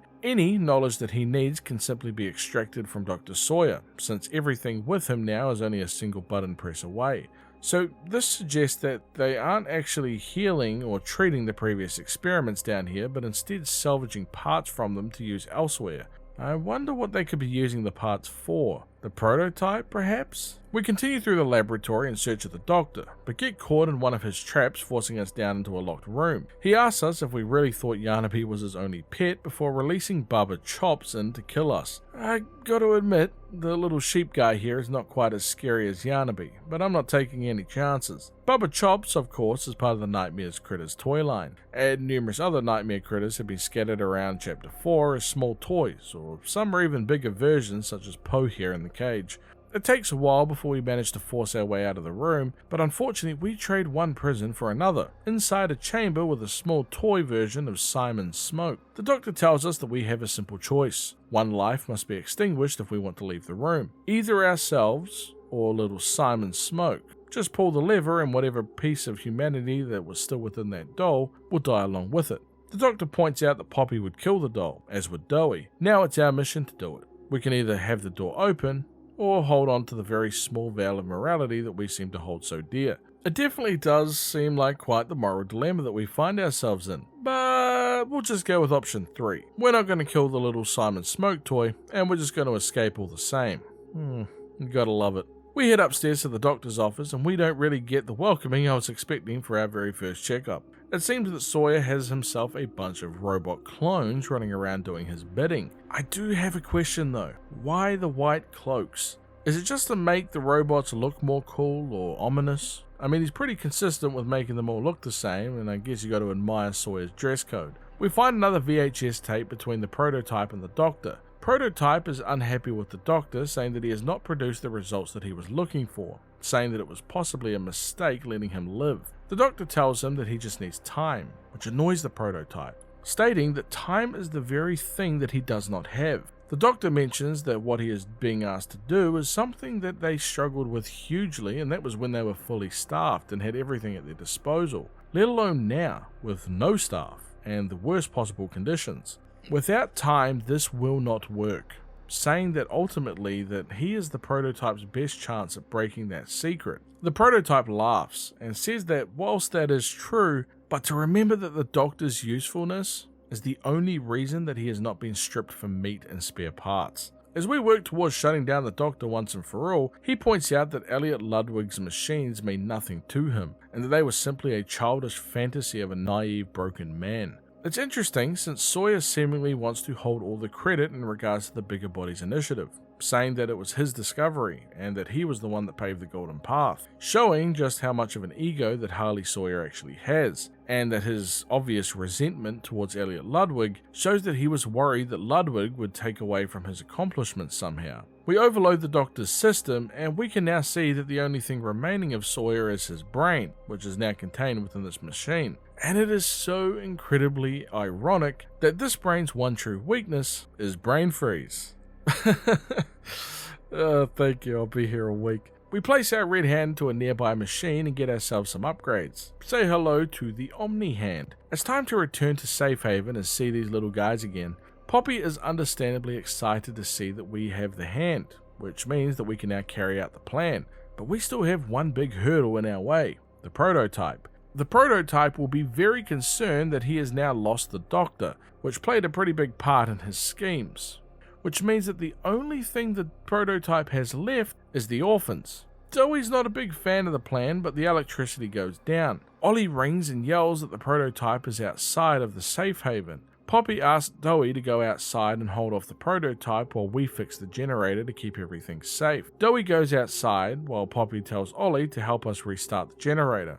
We follow his directions as he warns us that we need to be quick, since there will be a moment when all of the safe haven's defenses will be completely shut down. We seemingly fix the generator as Ollie lets out a big sigh, saying well done before Poppy comes back thanking us for getting everything working again. She mentions how there hasn't been any word from Dewey yet, but he's sure to be fine. Instead, let's head for the Foundation and begin the very first step to our plan. Hold on there, Poppy. You just sent Dewey to have a 1v1 fight with Prototype, and he hasn't come back or responded to anything. And what, we're just gonna leave that? We're not gonna investigate that any further? Seems a little cold-blooded, but yeah, I'm sure nothing could have possibly gone wrong. We waste no time and head towards the Foundations, grabbing the explosives along the way. We find another VHS tape that shows the moments when Mr. and Mrs. Ayers return to Playtime after receiving the letter about how they could save Jack's life. The scientists are telling the parents to stay calm, and when speaking to the patient as he only has just awakened, the mother is amazed and happy to see that her son is alive, while the father George is horrified at what they did to his son, yelling at the scientists to explain what they did to Jack. The mother tells him to stay quiet. It doesn't matter since that is still their son, while the father points out that what that is not even human. The mother asks the scientists if they can enter the room and speak with him, so they know for sure. The scientists agree and let them inside. Once the door closes, we can hear the mother speaking to Jack, who is now Dewey, apologizing to him, saying that she could have done something better for him, noticing him falling a little quicker, or maybe she could have reached a little faster. Dewey asks who they are, with them responding that they are his mother and father. Dewey tells them to leave him alone, with the mother insisting on staying. Dewey begins getting angry, telling her that he doesn't want to talk to anyone and to get out. George agrees that, it's probably best for them to leave, but the mother refuses again. Dewey stands up saying how the gentle voices lie. He knows what they do. They're lying, they're poking, and they're hurting. The mother yells at Dewey that she would never lie or hurt him, while the father is yelling at the scientists to open the damn door. We can hear a smashing sound as Dewey kills the mother, with the father now frantically smashing at the door to let him out. And with a final smashing sound, we begin to hear silence, before Dewey begins crying. Oh, this chapter really has taken this story to a much darker place, let me tell you. We head towards the pipeline that contains the red smoke and set our charges and begin overflowing the Foundations. We activate that bad boy with our Omni Hand, and now it's time to get the heck out of here. We head down the elevator and run into Dowie. He asks us where the prototype is, since he lost track of him. He expected him to go towards the Foundation to try and stop us, but he never did. He quickly realizes that the prototype never went towards the Foundations because he went to the safe haven instead. But that shouldn't make any sense, since we fixed the generator. We re-enter and find all of the little critters dead inside. Dowie is now crying and apologizing, saying how he couldn't protect them and that they deserved better than him, saying that he was only ever created to hurt things. It was all his fault. He begins getting angrier, saying how all of the scientists hurt him and the parents, the staff, looking like he actually is about to attack us, but then quickly reverts back to crying about how all of his friends are now dead. Dowie is made from 3 personalities, that of Jack, Kevin, and Matthew, and we're seeing Dowie swap between each of these personalities pretty much instantaneously. Dowie begins blaming us, saying that everything went bad when we showed up. This is Kevin's personality. Then swapping back, saying that it's not true, that we helped try and jumpstart the generator. This is likely Matthew, while the crying emotional version is Jack. Dowie yells at us saying that he's going to kill us before the room collapses in on him, revealing a brand new form. He has 3 heads within his mouth, representing the 3 boys that inhabit his body. However, at this stage, Kevin is the one that has taken full control. It's now time for us to get the heck out of here. I feel like a professional runner at this point. We take a zip line as Dowie follows right behind us, yelling how he couldn't save anyone. Remembering Dowie's previous weakness to cold, we lead him to the perfect place, shooting the canisters containing the cold gas. Dowie continues to yell about how people hurt him and how people lie, failing to save people that he cares about. As he is crushed, his personalities revert back to Jack as he begins to sob, telling us that he is sorry before dying. We come across a few different VHS tapes. The first is a recording made by Dowie. He mentions how he can't talk to anyone about this, so the next best thing is a recording. He says that the fighting has been really bad recently, and how he has seen a lot of stuff that he probably shouldn't have. He is struggling to keep his head straight. The others are looking at him to guide them as a leader, but for such a long time they had Poppy to lead them, and everything that she said made sense, but he can't find Poppy. He begins crying, saying how scary it is without her. He wonders if she ran just like he did, saying that he is currently outside of the prison. He realizes that he could simply make for the exit, something that he's wanted for the longest time. He is able to fit through small crevices and wouldn't have really any trouble escaping the Playtime facility. But there are others inside here that aren't like him and cannot escape on their own, and they're hungry and scared just like him. They mean a lot to him, and knowing how much they rely on him, he can't just leave them. He decides to return to them, using this recording as a way for him to remember this decision to stay down here and to protect them. And if he was to ever forget it, he can simply listen back to this and remind himself. The next one was recorded by Poppy. It is a recording right after the Hour of Joy. She mentions how she didn't know that it was going to go like this, thinking that they were simply just going to leave the facility or the factory. But now the prototype is telling her that they cannot leave ever. It's too risky to leave.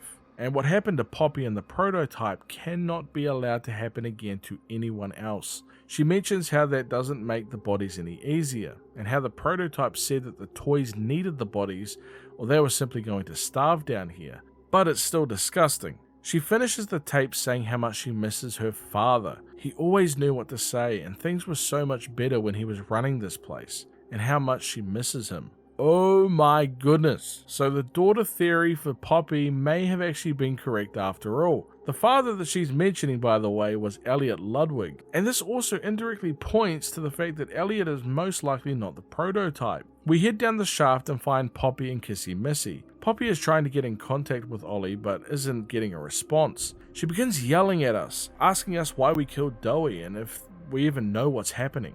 Ollie calls back on the phone, much to the delight of Poppy, as she begins to explain what happened at the safe haven. Ollie interrupts her, telling her our exact location in the ventilation system, asking if that is exactly where we are. He tells us to stay where we are, and his voice changes to that of the prototype. He tells Poppy that the charade is over now, and that everything ends here.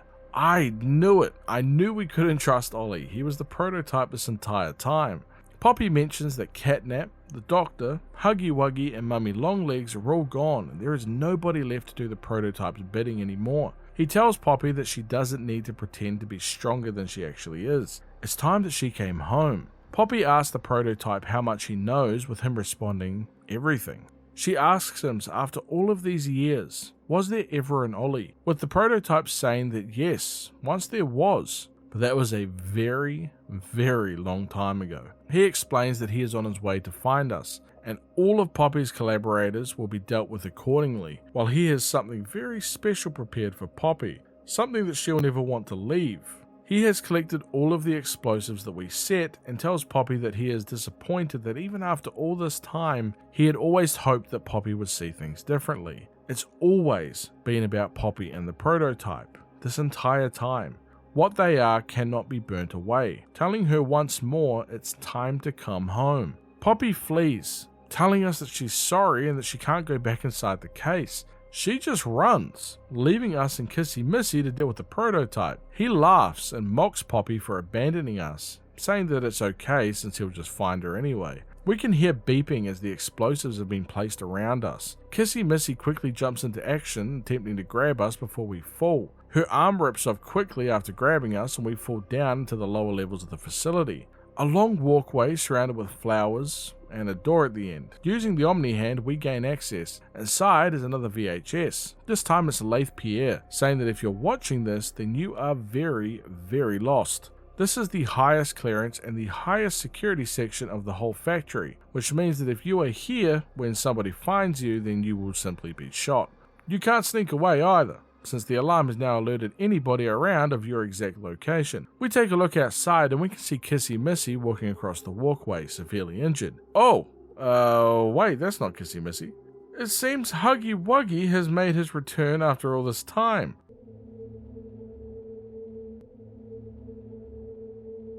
Well, if it isn't another Playtime commercial, this time for the Wrong Side Animals toy line. 2 toys in 1. Simply use the zipper and your animal is now something completely different. It wouldn't be Playtime style to not include pure horror sequences in between the commercial, as we see surgery being performed on a stuffed bear while the prototype sings along with the commercial. The worst thing, the stuffed bear is breathing and moving its eyes around. Oh god. Huggy Wuggy is still just as mad as he was at the end of chapter 4, and he breaks down the door and I think it's time that we make a run for it. I must say, Huggy is not looking all that great after our last encounter with him, but he really is just as terrifying. Once we get away from him, we can find a nearby document, communication between 2 unknown people. For the sake of this, we're going to call them number 1 and number 2. Number 1 is annoyed that the prototype always has his eyes set on creating new chapters of history, but ignores the current one. Number 2 reminds them that they also once believed in that very same future, since it's hard to turn down the idea of a world where humanity lives without strife forever.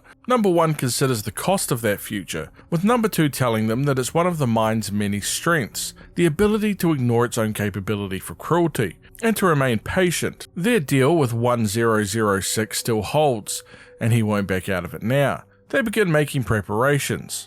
We get a glimpse outside of Playtime into the surrounding underground cave area. I wonder if this could be one of Elliot Ludwig's mansions. We really should take in a little bit of our peace while we have it, because as soon as we leave this place, Huggy Wuggy is back on our tail again. We make it into an elevator, but Huggy must have been a redecorator in his previous life, deciding to smash out the walls and roof until he manages to get a hold of our grab pack and destroying it. After the close call, we can see a new toy cutout, speaking about protecting kids from all the scary things that go bump in the night. And also this strange flesh-like substance that's stuck to the wall. And it seems this area is also used by some of the smaller toys as a kind of neighborhood, making the most of what they have, creating little homes, but these little guys can actually be quite vicious. Outermal, one of the small toys, notices us and states that we're from up above, and that somebody called the judge told them that there was no up above. But he can't trust the judge, or anybody for that matter. Yep, these guys are living it rough down here. We get another note, and we see that the Wrong Side Outermals didn't go so well in the focus test for Playtime, with Laith requesting all Outermals branding be removed from the workplace since they won't be proceeding with production. The workers joke that they shouldn't rush it though, since Laith has actually told them to take all these things down before when it related to Daisy, but she's still plastered all over the place. We can actually find the body of a Playtime security guard down here, strung up on the conveyor belt. His name tag shows the name Kolovos, another victim to add to the list of Playtime. We also get a look at how the Playtime staff dealt with recycling and reclamation of specimens, with a list of steps that all first-time employees must follow to the letter. So listen carefully if being a Playtime mortician is your next career choice. Step 1. Ensure cleanliness from decontamination, as no specimen can be infected with outside contaminants. Step 2. Wear all the hazmat hardware. Step 3. Acquire the specimens. Step 4. Clean all the blood, stains, debris and teeth from the specimens. The fact that you might have to remove teeth from these things says it all. Step 5. Use proper tools and carefully remove the specimen's skin. Oh boy. But be careful not to damage the valuable tissue underneath. Step 6 is to distill the specimen, which is apparently the messiest stage of this process. Step 7 is to collect the extracted poppy gel in specialized containers. And finally, Step 8, dispose of the specimen's remains in the boilers. It finishes with a reminder to staff to simply call all of them specimens, since it's easier to sleep if they do that. Sincerely, Playtime's lead mortician, North Geisler. Well, if any of you still want to be up for that job after hearing all of that, I'm a little bit afraid, I won't lie. We could see these little guys have quite an artistic talent, doing drawings of a lot of different toys found within Playtime, and while they might be good artists, making friends and sharing seems to be where they struggle. We find a note from an animal running around down here as Boggy has stolen their things again, taking their pretty little things. It's time to kill or die. Turns out the animal actually did manage to kill Boggy, saying how good he tastes, and while eating Boggy's bones, it makes him think how everything could be his. Boggies, gnats, roaches, and yiggies too. But he doesn't want to garner the attention of more eyes, since it would make more enemies. But in the end,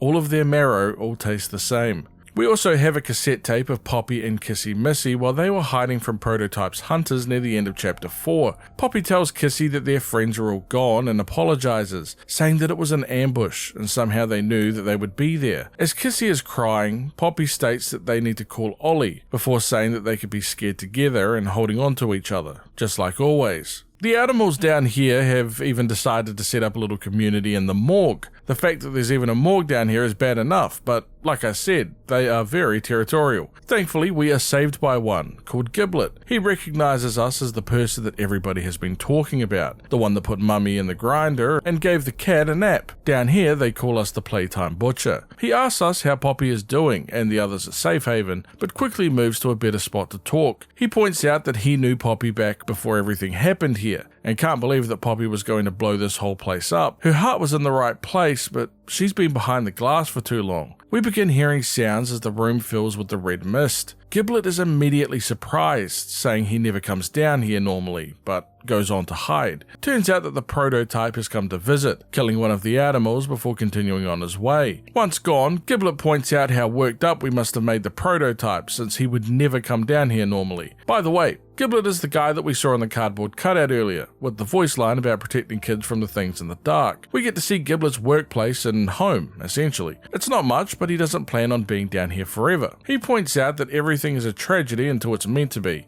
He asks us if we really think that ending up down here was actually an accident, both of them wanting to kill the Prototype. This is the end goal, and while Giblet is not a hero, he can absolutely help us get the job done. First, we need to be outfitted with more than just a nightlight. This will require us to find more gear in the boiler room. But before we leave for the boiler, let's look around Giblet's room. Giblet has a checklist of things that he owes to people down here, including ones to Boggy, who we just read about earlier, who now has a line through his name since he actually died. The most notable, however, is down at the bottom of the list. It turns out that Dowie did Giblet a favor once, and he tells Dowie to rest easy. There is also a newspaper article created by the toys down here about the events that have been taking place within the facility. The toy mystery has been solved. Toys have wondered what happened to Gentle John, with some believing that him and his Joyless fled the factory shortly after the Hour of Joy. But today, 23 burnt bodies were found in the Innovation Wing, with one of them being confirmed to be Gentle John.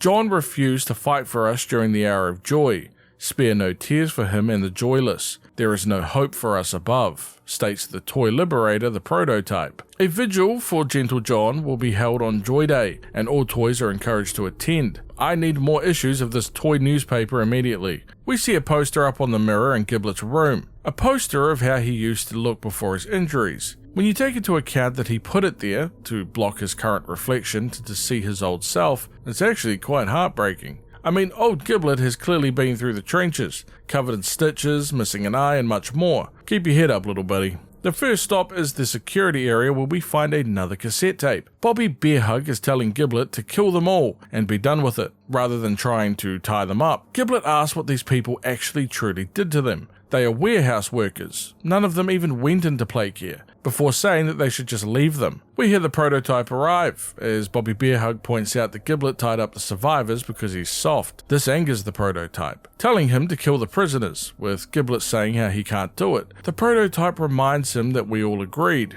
and we will all do this together, and begins killing the warehouse workers as Giblet cries in the background. We head into the boiler room and we can actually find the bigger body's version of Bron, and he is huge. Remember that this Bron is not the Thomas Clark version of Bron, since he was much smaller and severely injured by Boxy Boo, and then ripped apart by toys during the Hour of Joy. Playtime went on to create other versions of Bron after Thomas Clark's version died, so the human component of this Bron is actually unknown. There are animals that are eating from the open wound in Bron's stomach, stating that when Bron eats, they all eat.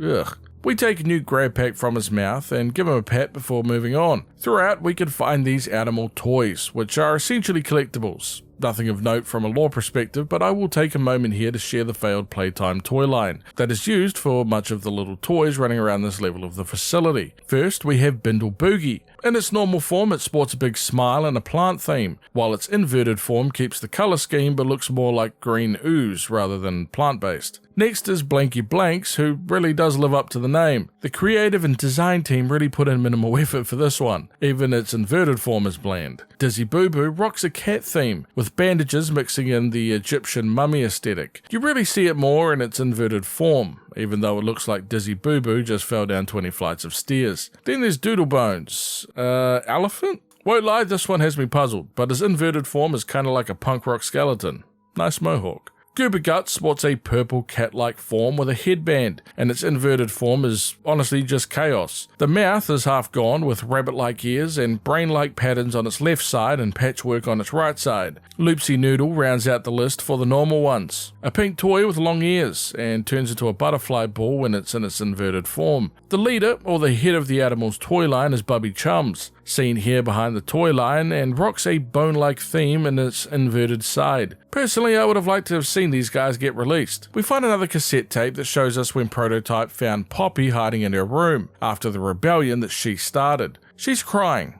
saying that she isn't who they need her to be, and she didn't ask them to look to her for leadership. She pleads with the Prototype to stop this. He must let the orphans go if he wants something better. Even if he kills Poppy, he will still be fighting the others for years. So if he just lets the orphans go, nobody else needs to die for either side of the conflict. The Prototype reminds Poppy that everything dies, except them, telling her that the orphans can never go free because the work must continue, otherwise they'll be left with nothing and Infinity will be very lonely. And to make her understand this, he begins locking her in the cage, as Poppy screams for him to stop wailing and hitting on the glass as the cassette tape ends. There is yet another cassette tape, this time a marketing junior speaking to a bunch of people who have come into Playtime as a focus group for the new toy line, The Wrong Side Animals. One of the mothers calls them disgusting and satanic, asking if Playtime is trying to teach their children how to turn animals inside out. This feedback comes as quite of a surprise for our junior marketer, as you could probably imagine. I actually had a chuckle when one of the dads suggested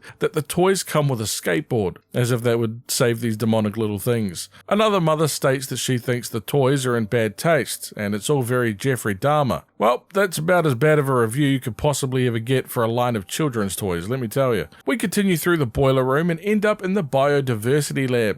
They have got all kinds of mushrooms, trees and fauna growing up in here. A lab report shows that scientists within Playtime were testing pure growth medium concentrate on flora, fruits and vegetables. It turns out that plant life exhibit traits similar to and disturbingly different from flesh. Plant roots took on a quality of weeds over several weeks, tangling around neighbouring growth. However, closer inspection showed that it shared its system with the surrounding growth rather than being in competition with it. Enlarged stems, leaves and fruit quickly followed, and in one incident the specimen even latched onto one of the assistants, but further contact is strongly discouraged. They would feed the resulting fruit to both mice and rats, and noticed that it essentially consumed their insides. Oh god, it turns out the food was the one doing the eating in this particular circumstance. All seeds, fruits, and vegetables created from plants mixed with the growth concentrate are now deemed toxic and parasitic until a more stable strain can be developed. They are also researching a formula to counteract the growth medium, so the growth of the plants don't spread out of control. But there is nothing more important than what I'm about to show you. This is lemon. Some scientists have decided to take genetically modified lemons and leave them around the factory as a prank, and management is not pleased about it. But what they don't realize is lemon has a name, and also a family.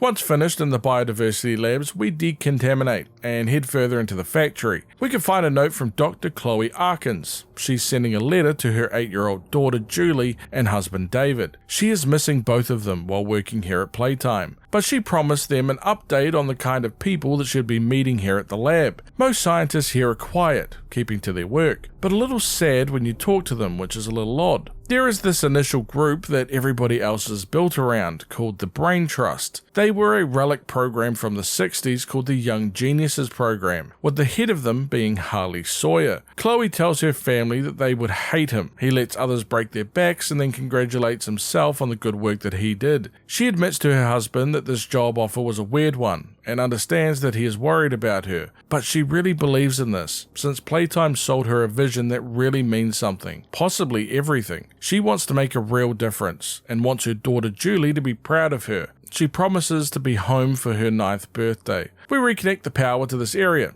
and we are grabbed by Chum Chompkins, a friend of Giblet's, who is his inside man with the prototype. Giblet introduces us and talks to us about the plan with killing Prototype. He points out that everybody who has tried to kill him in the past has died doing it, and with the amount of pink stuff that he's been using, you could literally cut him in half and he would still walk it off. However, he isn't indestructible. The people of Playtime have done research and poked Prototype with all kinds of needles and taking notes, and all of that research data is right here in engineering. This is our chance to take him out. We just need to find the prototype data. We take a look around while Giblet and Chum wait outside. Inside the engineering area, we can see that Playtime actually rejected some grab pack hand ideas. The engineering lead, Adam Worthy, calls the team a bunch of morons for some of the ideas that he has seen, including the gravity hand. I don't even know how you would be able to make that, but ultimately it was denied. Gun hand gunny oney. He calls out the creator for this absolute travesty of a name, while pointing out just how bad of an idea it is to give a bunch of overworked and severely underpaid people a gun hand. It's a fair point, to be honest. A big freaking fist. The lead points out which employee under the Playtime payroll would genuinely need a fist. Again, denied. He intends to toss down these suggestions to recycling and reclamation, and forget they even existed. We can find another note from a Dr. Preston Williard, a biologist here at Playtime. He is admitting to the atrocities that he has committed in pursuit of unattainable science. He has provided a list of 150 people that have played a role in these atrocities. He tried changing it from the inside, desperate and scared, and made a deal with the devil to make it stop. He leaks dates and details, suggests meetings between people, and created an upheaval that allowed this to happen. He once thought the prototype was a victim, a child forced to become something else, something more. And the deal he made would allow him to go free. He would read his history, who he used to be, and let his assumptions about his actions guide him. But in reality, the prototype is a monster, a copycat who has seen the worst in people and wants nothing more than to return the favor. He let the prototype out, and now thousands are dead. He thought he was doing the right thing, but he figured out that you can't do the right thing in a place like this. He wants the world to know, history to know what they did down here. Don't remember them for what they were trying to do, but rather what they did do. He apologizes to Jessica and Marcus, and we see names in a list of guilty people, including himself, Laith Pierre, Edward Ritterman, Dr. Harley Sawyer, and Dr. Bruno White. We find the lockers containing the prototype data, and we must solve the secret code to get them open. But after some handy detective work, it's no problem. Inside the lockers are the notes, and we see something called the Master Backup. It's a data archive which stores a wealth of information, procedures, methods, myself, their strengths and flaws. It is stored in a data center, since it's too valuable to erase and it must be kept as leverage. Interesting. It includes research findings and classified information for legacy subjects 1006 and 1007, otherwise known as Prototype and Poppy. the team has found a key substrate that was used in Elliot Ludwig's process, a restorative gel mixture that encourages cellular regeneration and tissue growth. This substrate is crucial for successful outcomes, and it spreads indefinitely when untreated and exposed to biomass. The chemical analysis shows similarities to DMEM, which stands for Delbecco's modified equals medium. It's a real-life thing that is used to support the growth of diverse mammal cells. It includes salt, amino acids, and B vitamins. Honestly, it just sort of sounds like a protein shake. Are toys made from protein shakes? It mentions that Elliot Ludwig's mixture outperforms all other commercially available culture mediums. It should not, however, be exposed to skin. They have documented non-biological and biological grafting. Imagine a chair leg now merging with your arm. Can't say that would be ideal. Progressive subluxation, essentially the displacing or dislocation of joints. 1 second you're fine, and the next second your shoulder is dislocated. Also not ideal. Heterotopic ossification. This is where bone tissue essentially begins growing in your soft tissue. Long story short, you start getting bones where bones don't belong. Definitely not ideal.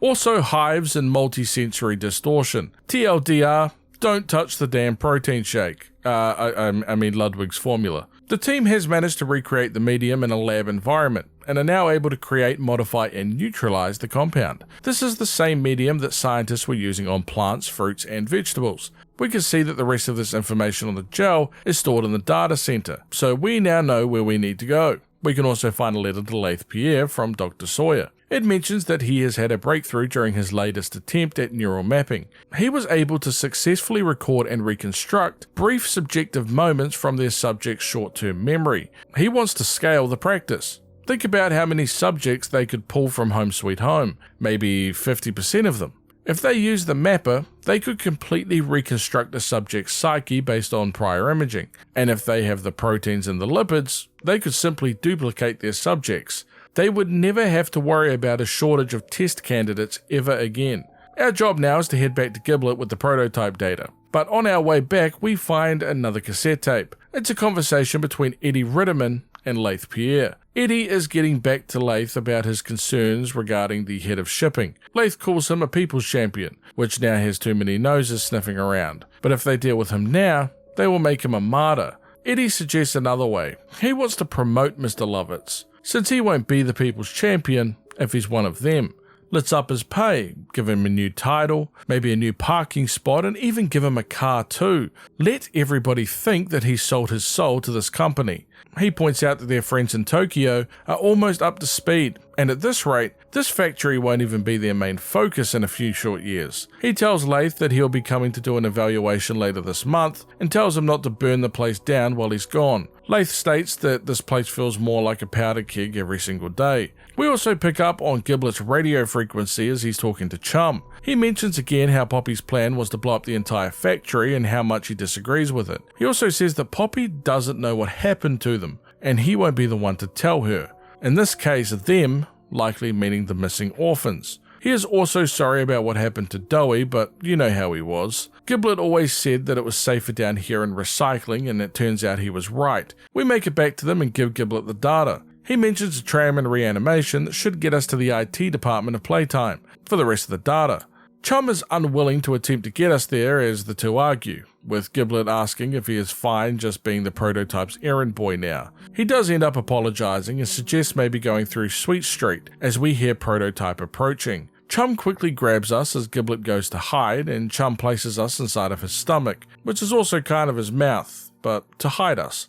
Prototype speaks with Chum, telling him that his hunters are pursuing 1170, aka Huggy Wuggy, but asks Chum to repair the security system and to make sure that he has eyes everywhere throughout the facility. And after that, find Poppy, reminding him what happens to those that fail him. After leaving, Chum lets us out, gives us a few pats and waves us goodbye. Honestly, Chum is the MVP. I really hope he gets a better fate than Catnap or Dowie. We're now in the part of the facility where Playtime kept the newly turned subjects, once they were turned from children into toys. It holds a variety of rooms such as bedrooms, different classrooms, and playgrounds. We can find some observations that teachers and staff saw in one particular experiment. At first, they were skeptical of the subject's chances for conditioning. He is rambling to himself and he is struggling to focus. His eyes dart around as if he was looking for something, but they don't know what. They're told that he was ready, but it seems very unlikely at this stage. An hour and 20 minutes later, that same subject began shouting a name, but it can't enunciate it properly. Louis or Lucy, maybe? It's probably down to the meshing of bone, muscle, and plush with the medium that is causing the speaking difficulty. 7 hours later, and the subject has now quieted, less thrashing against their restraints and muttering. 4 more hours, and the subject is now singing and tapping his foot against the restraints. He is repeating the same phrase. Joy. I live it. I feel it. I am it. After 2 more hours, the subject has been approved and the conditioning is considered complete. Throughout the place is a variety of Playtime themed furniture, a Huggy Wuggy wardrobe, PJ Pugapilla footrests, Dog Day desk. What are they doing selling toys? Sell this. At least these won't murder people. There are mounds of this flesh-like substance filled with smaller toys that are mixing with it, and it's absolutely littered around this observation area. Not to mention a device in one of the back rooms. This device can apparently show us the stored memories of subjects, so we need to look for some. But behind the device is a note written by the prototype. It speaks about somebody named Lily. She has been in isolation for 410 days, only being provided the very bare minimum amount of food and water. She is childishly naive and completely ignorant of her crimes. He has moved her since he needed the space, but it changes nothing. Lily will not join them as she will not be allowed a quick death. We find the first memory and start up the machine. It links with our brain and we can see that the test subject the memory belonged to is 1170, aka Huggy Wuggy. Huggy awakes to a lady speaking to him on the television as he feels his new face and looks at his new toy body. This woman tells him that they are proud of him and they want to play a game with him. He must place blocks that match on the television into the hole below the television, while the naughty shapes that don't match must be placed in the recycling bin. Huggy completes this, but the woman tells him that he must complete it again, this time with more blocks and less time. He must do this to be a friend that they need, to be the joy. Once it becomes far too quick and Huggy is unable to do it, he begins to get angry, and the woman tells him to practice his breathing as a red mist fills the room and then the memory ends. We can also find a cassette tape, this time with the very same woman that we just saw in Huggy's memory on the television. Her name is Miss Gracie. She is speaking to somebody named Megan, saying how she was told that Megan was having trouble with the noise around her being too much. Megan yells at her to go away, telling her that Chum is not her friend. Miss Gracie reminds her that Chum is a friend to all kids, especially sensitive ones just like her. Megan tells her that she doesn't like it in there. She can hear his heart beating. Miss Gracie quickly lies, saying that it's simply a recording of a heartbeat, something that they put in there to make her feel warm and safe like a little baby, before placing her inside of Chum. It ends with Megan reassuring herself that she is okay, while Miss Gracie tells her just to close her eyes and breathe deeply. Everything is better when you're with a friend. Damn, at least Chum is genuinely trying to help people, but I do not trust this Miss Gracie woman. We get the second memory and start up the machine once again. Huggy awakes, but this time with some little friends from the Smiling Critters line. Miss Gracie tells them to dance in the light, and of course to stay smiling. There is however one toy, a crafty corn, that isn't participating in the dancing and instead is crying on the floor. Miss Gracie tells him to get up and not to be a lazybones. He yells out to Miss Gracie that he doesn't want to be here, he doesn't want to be him, he doesn't want to be like this. She calls him grumpy before asking someone off screen what she should do since he isn't getting up. She tells Huggy to put the crafty corn in the bad toy box. He quickly pleads with Huggy to let him go, saying that he will dance, but he still ends up in there anyway. The toys continue dancing with Miss Gracie, who praises them for spreading joy and love. The other toys, however, begin feeling sad, with Miss Gracie saying that they aren't ready to be the joy everybody needs, and now they are the bad toys. I do actually attempt to spare these poor things with some bonks on the television, but ultimately Huggy does have to put them in the box. More critters are added as Miss Gracie tells Huggy that they will continue to dance, day after day. As he puts more and more critters into the box, Miss Gracie tells him that he won't fit in here anymore, and that they have a special box just for him before the red smoke begins to fill the room again, and the memory stops. Nearby is a bunch of rooms that Playtime used to essentially brainwash the orphans, forcing them to watch recorded videos of Miss Gracie. In one, she talks about being grumpy when she's tired, asking them to take a nap with her, and using Bubba Chops to help. She asks them how great it would be to be a toy. They never get cranky, and they're always full of joy. Before encouraging them to sleep, and when they wake up, maybe, just maybe, they will also be toys. Being alive is the bad dream, and being a toy is the paradise. Oh my god, it's so much worse than I could have ever imagined. Another video asks if they want to feel comfortable and safe, encouraging them to give themselves a big hug. Isn't that bone and meat gross? Ugh, it would feel much nicer to be made of felt and fluff. She asked them to hug the nearby Huggy and Kissy toys, saying how she wishes that she could be a toy just like them. She begins using hypnosis on them, telling them to sink deeper into their own mind. They are a toy, and they have always been a toy. Toys don't feel pain, and they don't need answers. Toys are just joy, and if anyone tells us that we can't be toys, then we'll pop their heads off before the most evil laugh that you could ever possibly believe. Well, if you needed further proof that Playtime is one of the most messed up companies in fiction, you just got it. At least we have Kissy Missy just waving to us on one of the slides. A little bit spooky with the red background, I will admit, but ultimately not too bad considering. We find Miss Gracie's office, the Counselor of Wellness and Integration, Gracie Green. Inside is the third memory, but also a note. It's another letter to Laith Pierre, but this time from Dr. White. Dr. White suggests using the neural mapper and running the process in parallel with normal procedures. One copy of the memory will be put to work, while the other is stored off for safekeeping. Laith gives him permission to do it. We take the third memory back to the machine and fire it up. This time Huggy is being escorted to conditioning by a guy named Lewis, one of Playtime's staff. We can see him inputting a code to enter, and I noticed he has a very interesting flower emblem on his chest. Not exactly the same, but similar to the flower on the invitation letter. He places Huggy down to watch another one of Miss Gracie's special brainwashing videos, but Huggy has a different idea, breaking the television and destroying his restraints. Lewis quickly yells out for backup at conditioning and closes the windows, but they aren't quick enough. Huggy chases him down the hallway, destroying everything in his way before eating him. Now that we have the code, we can actually enter the conditioning room and find an executive showcase video for Huggy Wuggy.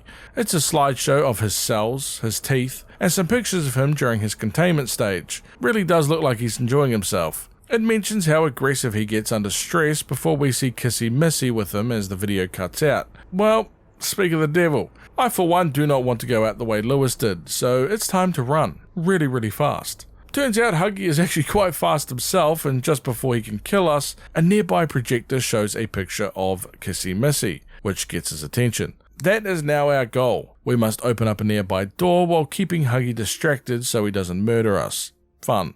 After opening the bright purple doors, we are now on Sweet Street, the same place Giblet mentioned earlier, so we're on the right track. The facility is gigantic, filled with fake trees, apples, fake bird sounds, and an ice cream truck to take us from one location to another. And yes, you guessed it, the ice cream truck is also fake. No ice cream for us folks. There is also a mysterious young girl hiding. We can't see her, but she is laughing. Very maniacally, might I add. We also find the second entry in the personal letters of Dr. Chloe Arkin. She apologizes for missing her daughter's 9th birthday, even though we know that she promised that she wouldn't miss it in her last letter. She is missing home a lot, saying life at Playtime is contained and completely focused on work. She has no time for personal life. Their goals are beautiful, and everyone here is full of such passion and zeal. But the work itself isn't something that she can speak about openly. The processes are difficult, and she questions them deeply, and she is not the only one that does. When she thinks about home, she closes her eyes and can almost feel it. The farm, the hayseed in her shoes, the taste of fresh lemonade in the summer, her husband's ugly boots that track dirt all the way up to the second floor bedroom. But mostly she thinks of her daughter, wrapped up tight on the porch with her. She wants to give her a better world than the one that she inherited, something that's worth fighting for, just like her parents gave her. She thinks to something that her dad once told her. Start by doing good at a smaller scale, the smallest. Make that your world. Do everything possible to keep it safe and to grow it responsibly. She tells her daughter that she will work on coming home soon to her. We can find a VHS showing some safety precautions for staff within the dioramas. There are 18 distinct locks, 7 fail-safe levers, a hand scanner, and a voice authorization, and at least 3 big red buttons. What do those red buttons do? Who knows? Could they have been green buttons? Absolutely. Staff must wear toy costumes and blend in when working with subjects, and must memorize all the lines of the respective costume that they are wearing. Otherwise, it could upset the specimens. In the case they do get upset, and you are partially ripped apart, do not panic. Simply scream out the panic code and wait until security arrives. I guess it's GG if the subject is already in the process of turning you into one of those animals. Our next stop gives us another cassette tape, with Mrs. Gracie speaking to herself. She is reminding herself that she is indeed Miss Gracie, and has forgotten her first name, which you know is a really bad sign since we actually know her first name, and her first name is Gracie. It's actually her last name that she doesn't seem to remember. She begins speaking to herself, almost with 2 personalities, as she asks herself who she's talking about, and if this is another lesson. She reminds herself that the voice is not real. It's only her in here, only her inside of her mind. She continues to speak to herself before telling herself that she is just being silly. Miss Gracie is the one on the screen and she isn't actually in the room with them. Miss Gracie looks down as she notices her hands are plastic, as is her face. How embarrassing that she actually thought that she was Miss Gracie. She goes on to say how much she loves Huggy and all of her toy friends before her human voice comes back, pleading to go home. It seems that Miss Gracie has been turned into a toy, with her human self still trying to hold on to her memories of being a human and wanting out of this plastic body and to go home, while her toy alter ego wants to have a tea party and brush her hair and hang out with friends. The cassette ends as Miss Gracie literally falls asleep listening to her own brainwashing videos. Honestly, after seeing them, she deserved this. We continue on and can find a cutout of another toy, this one being Lily Lovebraids, and we can immediately tell by the voice that this is the toy that Miss Gracie has been turned into. When we try to start the truck back up, it breaks and smashes down the gate, and we are introduced to Lily Lovebraids in the flesh. Or plastic, I guess. She grabs us and takes us back to her home for a tea party. She has a small candy cat head that she speaks to, and treats it a bit like a ventriloquist doll. She tells us that we smell of dead bodies, which I'm not actually really surprised about. We have been running around this factory like a maniac for probably hours now. We are put on crumpet duty, and we need to take a quick look around this house. This place is set up like a real life-sized playhouse. It's quite impressive actually. The one exception, however, is this concrete room under the house, which surprisingly holds Kissy, Missy, and Poppy captive. Poppy is surprised to see us alive, as she apologizes for not allowing us to leave on the train at the game station, and then running away. She just wanted to get the orphans out, and when they tried to cross Sweet Street, Lily stopped them. She didn't realize that she was still here after all this time. She asked us for help and to get them out of there. But first, crumpets. And what is this? Oh, a crematorium under your house. Yeah, perfectly normal. Oh, crumpets in the crematorium next to toy bodies. Lovely. We take it back to Lily and she now wants us to search the house for her friends for the tea party and begins playing music just in case the special guest arrives early. I wonder who that could be. Our first friend that we find is a little baby Longlegs doll. Condolences by the way, buddy.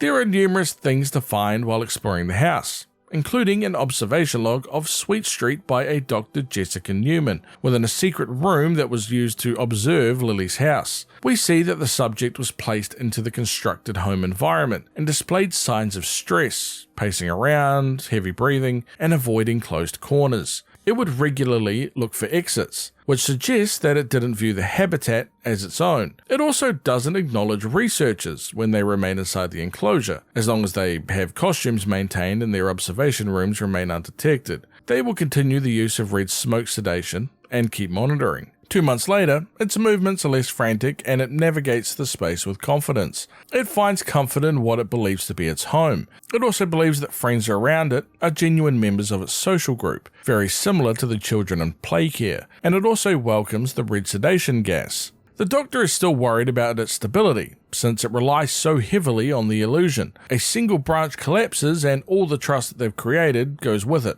If any more die operating this Sweet Street, is it really truly worth pursuing? There are also notes from Lily. She asks herself why everybody hates her. Nobody will come. She covers up some kind of hole in her home with a poster, worried to allow him to see the mess that she made, signing off as Lily Billy. In the attic, we find another cassette tape. Miss Gracie is speaking to somebody called Todd on the radio or phone, as a bunch of smiling critter toys are banging on the door outside telling her to let them in. Gracie mentions that she watched these toys tear Robinson apart. Todd tells her that security is on its way, while reporting that there have been mass casualties in the game station. We can actually hear Todd get attacked as a bunch of toys manage to get to him, while Miss Gracie listens on. It isn't long before they also get into her room. She screams that she was only trying to make them happy before the toys tell her that they don't actually want to hurt her and that they have something very special planned for her. We keep collecting the friends, this time Dolly Grubb and Dusky, as Lily requires our help in the kitchen before the special guest arrives.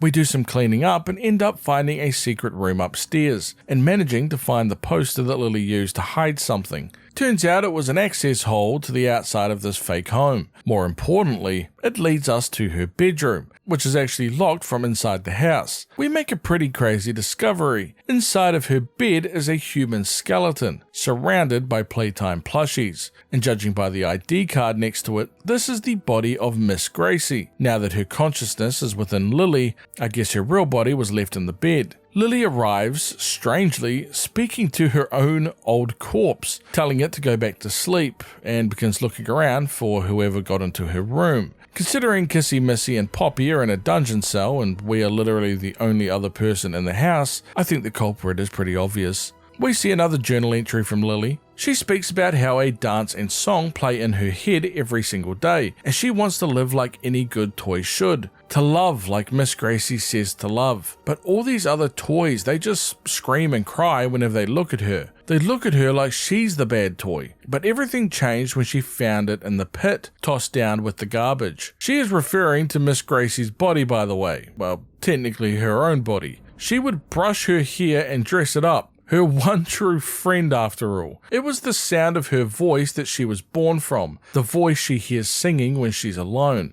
Wow, she is playing dress up with her own dead body. I can't even believe that's a sentence I'm saying. After finding the key to the cell down below, we head down and free Poppy and Kissy Missy and head upstairs. Unfortunately, Lily manages to grab us and essentially makes us play a version of green light, red light. But in the end, it's all for naught. She grabs the three of us and places us down at the dinner table for the tea party. Lily mentions how the special guest is going to kill us all. Well, except Poppy, since she is his favourite after all. Well, our special guest has arrived, and for the first time we finally see the upper half of the prototype in all of his jester-like glory. Poppy asks him where the orphans are, with Prototype telling her that he did what he had to do and they are now in a better place. She calls him a monster, with the Prototype stating that he built them a home to keep them safe, and she repaid him by bringing in an outsider, and plotting to destroy the only heaven that he or she will ever get. He had hoped that her time in the case would help her see reason, but he realizes now that it was his own fault. She acts like a child because a child is exactly what they made her. He will fix her and make her better.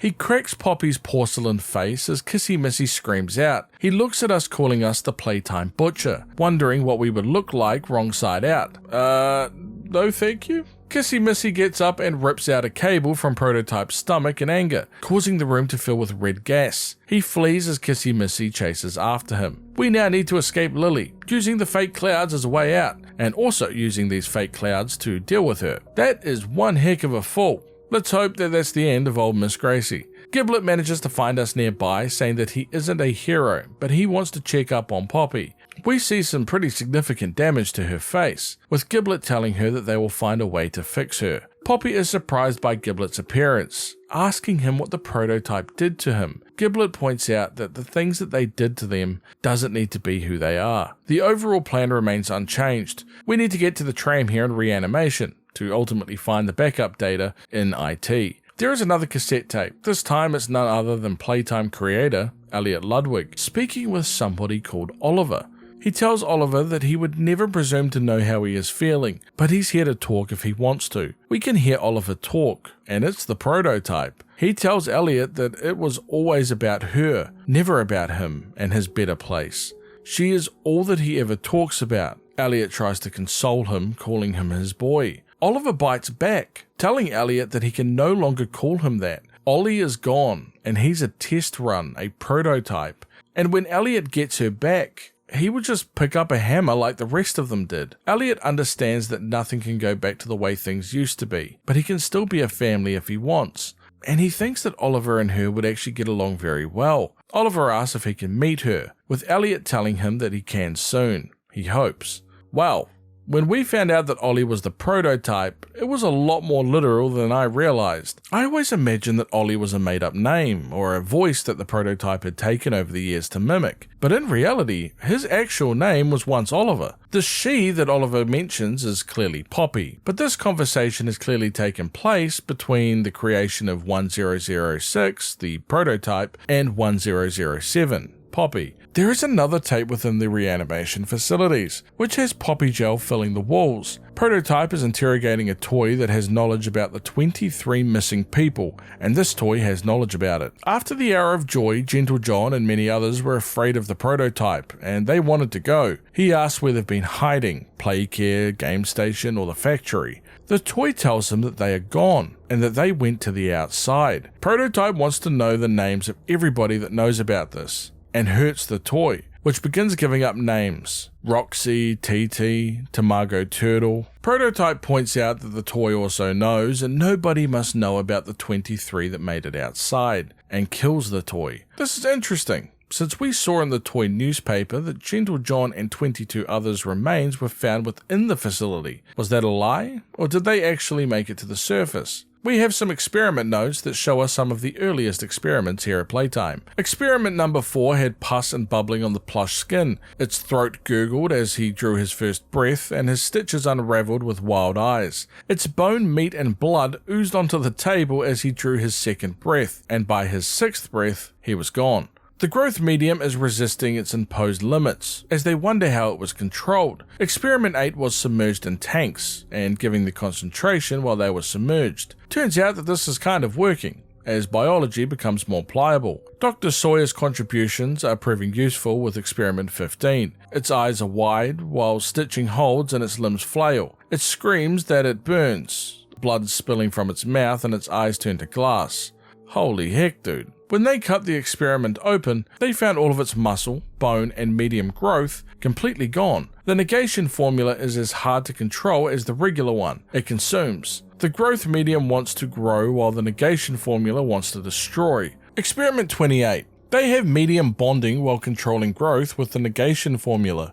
Its eyes flicker and its fingers slide on the table. She asks who she is. He replies to her that she is a friend named Gabby. The experiment repeats the name as she closes her eyes. Experiment 34 lives and breathes, walking and talking, but they are still no nearer to infinity. He will not be alone. It is a necessity that he keeps going. Dr. Chloe Arkin's 3rd letter is down here also. She writes again to her daughter, knowing that these letters have never made it to her. She's been struggling with this. While the project is grand and beautiful, to put an end to death, if she could be a part of that, it would be something truly monumental to the world. Kids around the world never fearing getting older, with their body giving way to age or disease. But she realized something. The real world to her is actually her daughter and husband. She remembers telling her daughter about the death of her grandfather, and the tears that ran down her face. She was sad, but even more than that, she was scared. It hit her that life has an end, and the fun and joy doesn't last forever. There was nothing to be said to make that pain go away, and when Playtime offered her a job on this grand plan, it was all that she could think about. She feels that this is her sacrifice for her daughter, giving up pieces of herself, doing things that she never thought that she was capable of doing. She doesn't even think that she's a good person anymore. She's more like a monster. But it would be worth it if she can just give her daughter a world where she never has to fear an end.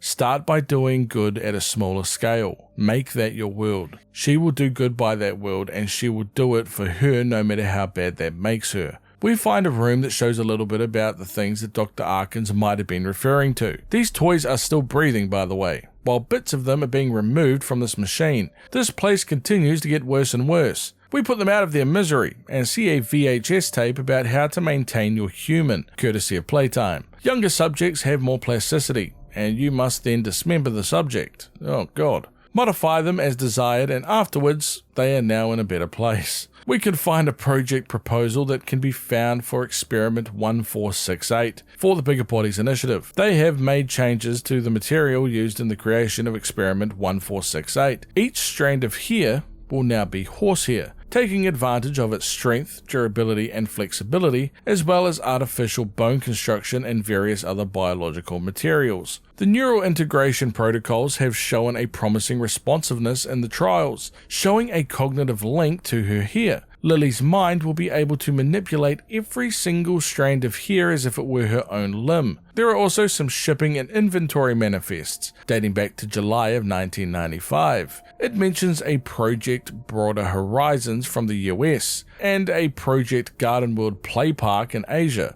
Broader Horizons is already 3 weeks behind schedule, and Play Park has needs that need to be met, but this cannot get into Rich's radar. We see an order of 10,000 poppy seeds and 1,000 poppy picker components along with a variety of building materials. We heard earlier that Lath and Eddie were talking about this play park, stating that it would be so huge that this factory won't even be their priority anymore, showing potentially two being made, one in the United States and the other in Japan. The other log shows us a staff member has been logging the incoming materials, including the shipping log, but writes that the pretty little flower seeds taste really good. He starts rambling at the end, saying how they need to give him bunches of seeds, and give more to him. Give him all the tasty seeds. I wonder why he even tried eating them in the first place. There is also a medical note dated back to November of 1994. The patient is Eddie Ritterman, born March 6, 1946. He is being treated by Dr. Michaels, who notes that Ritterman is struggling to walk and has growing weakness in his grip strength and quadriceps. He has near falls almost daily, and Ritterman believes he is deteriorating more rapidly in his physical ability. The doctor also notes mild issues with speech and tongue spasms.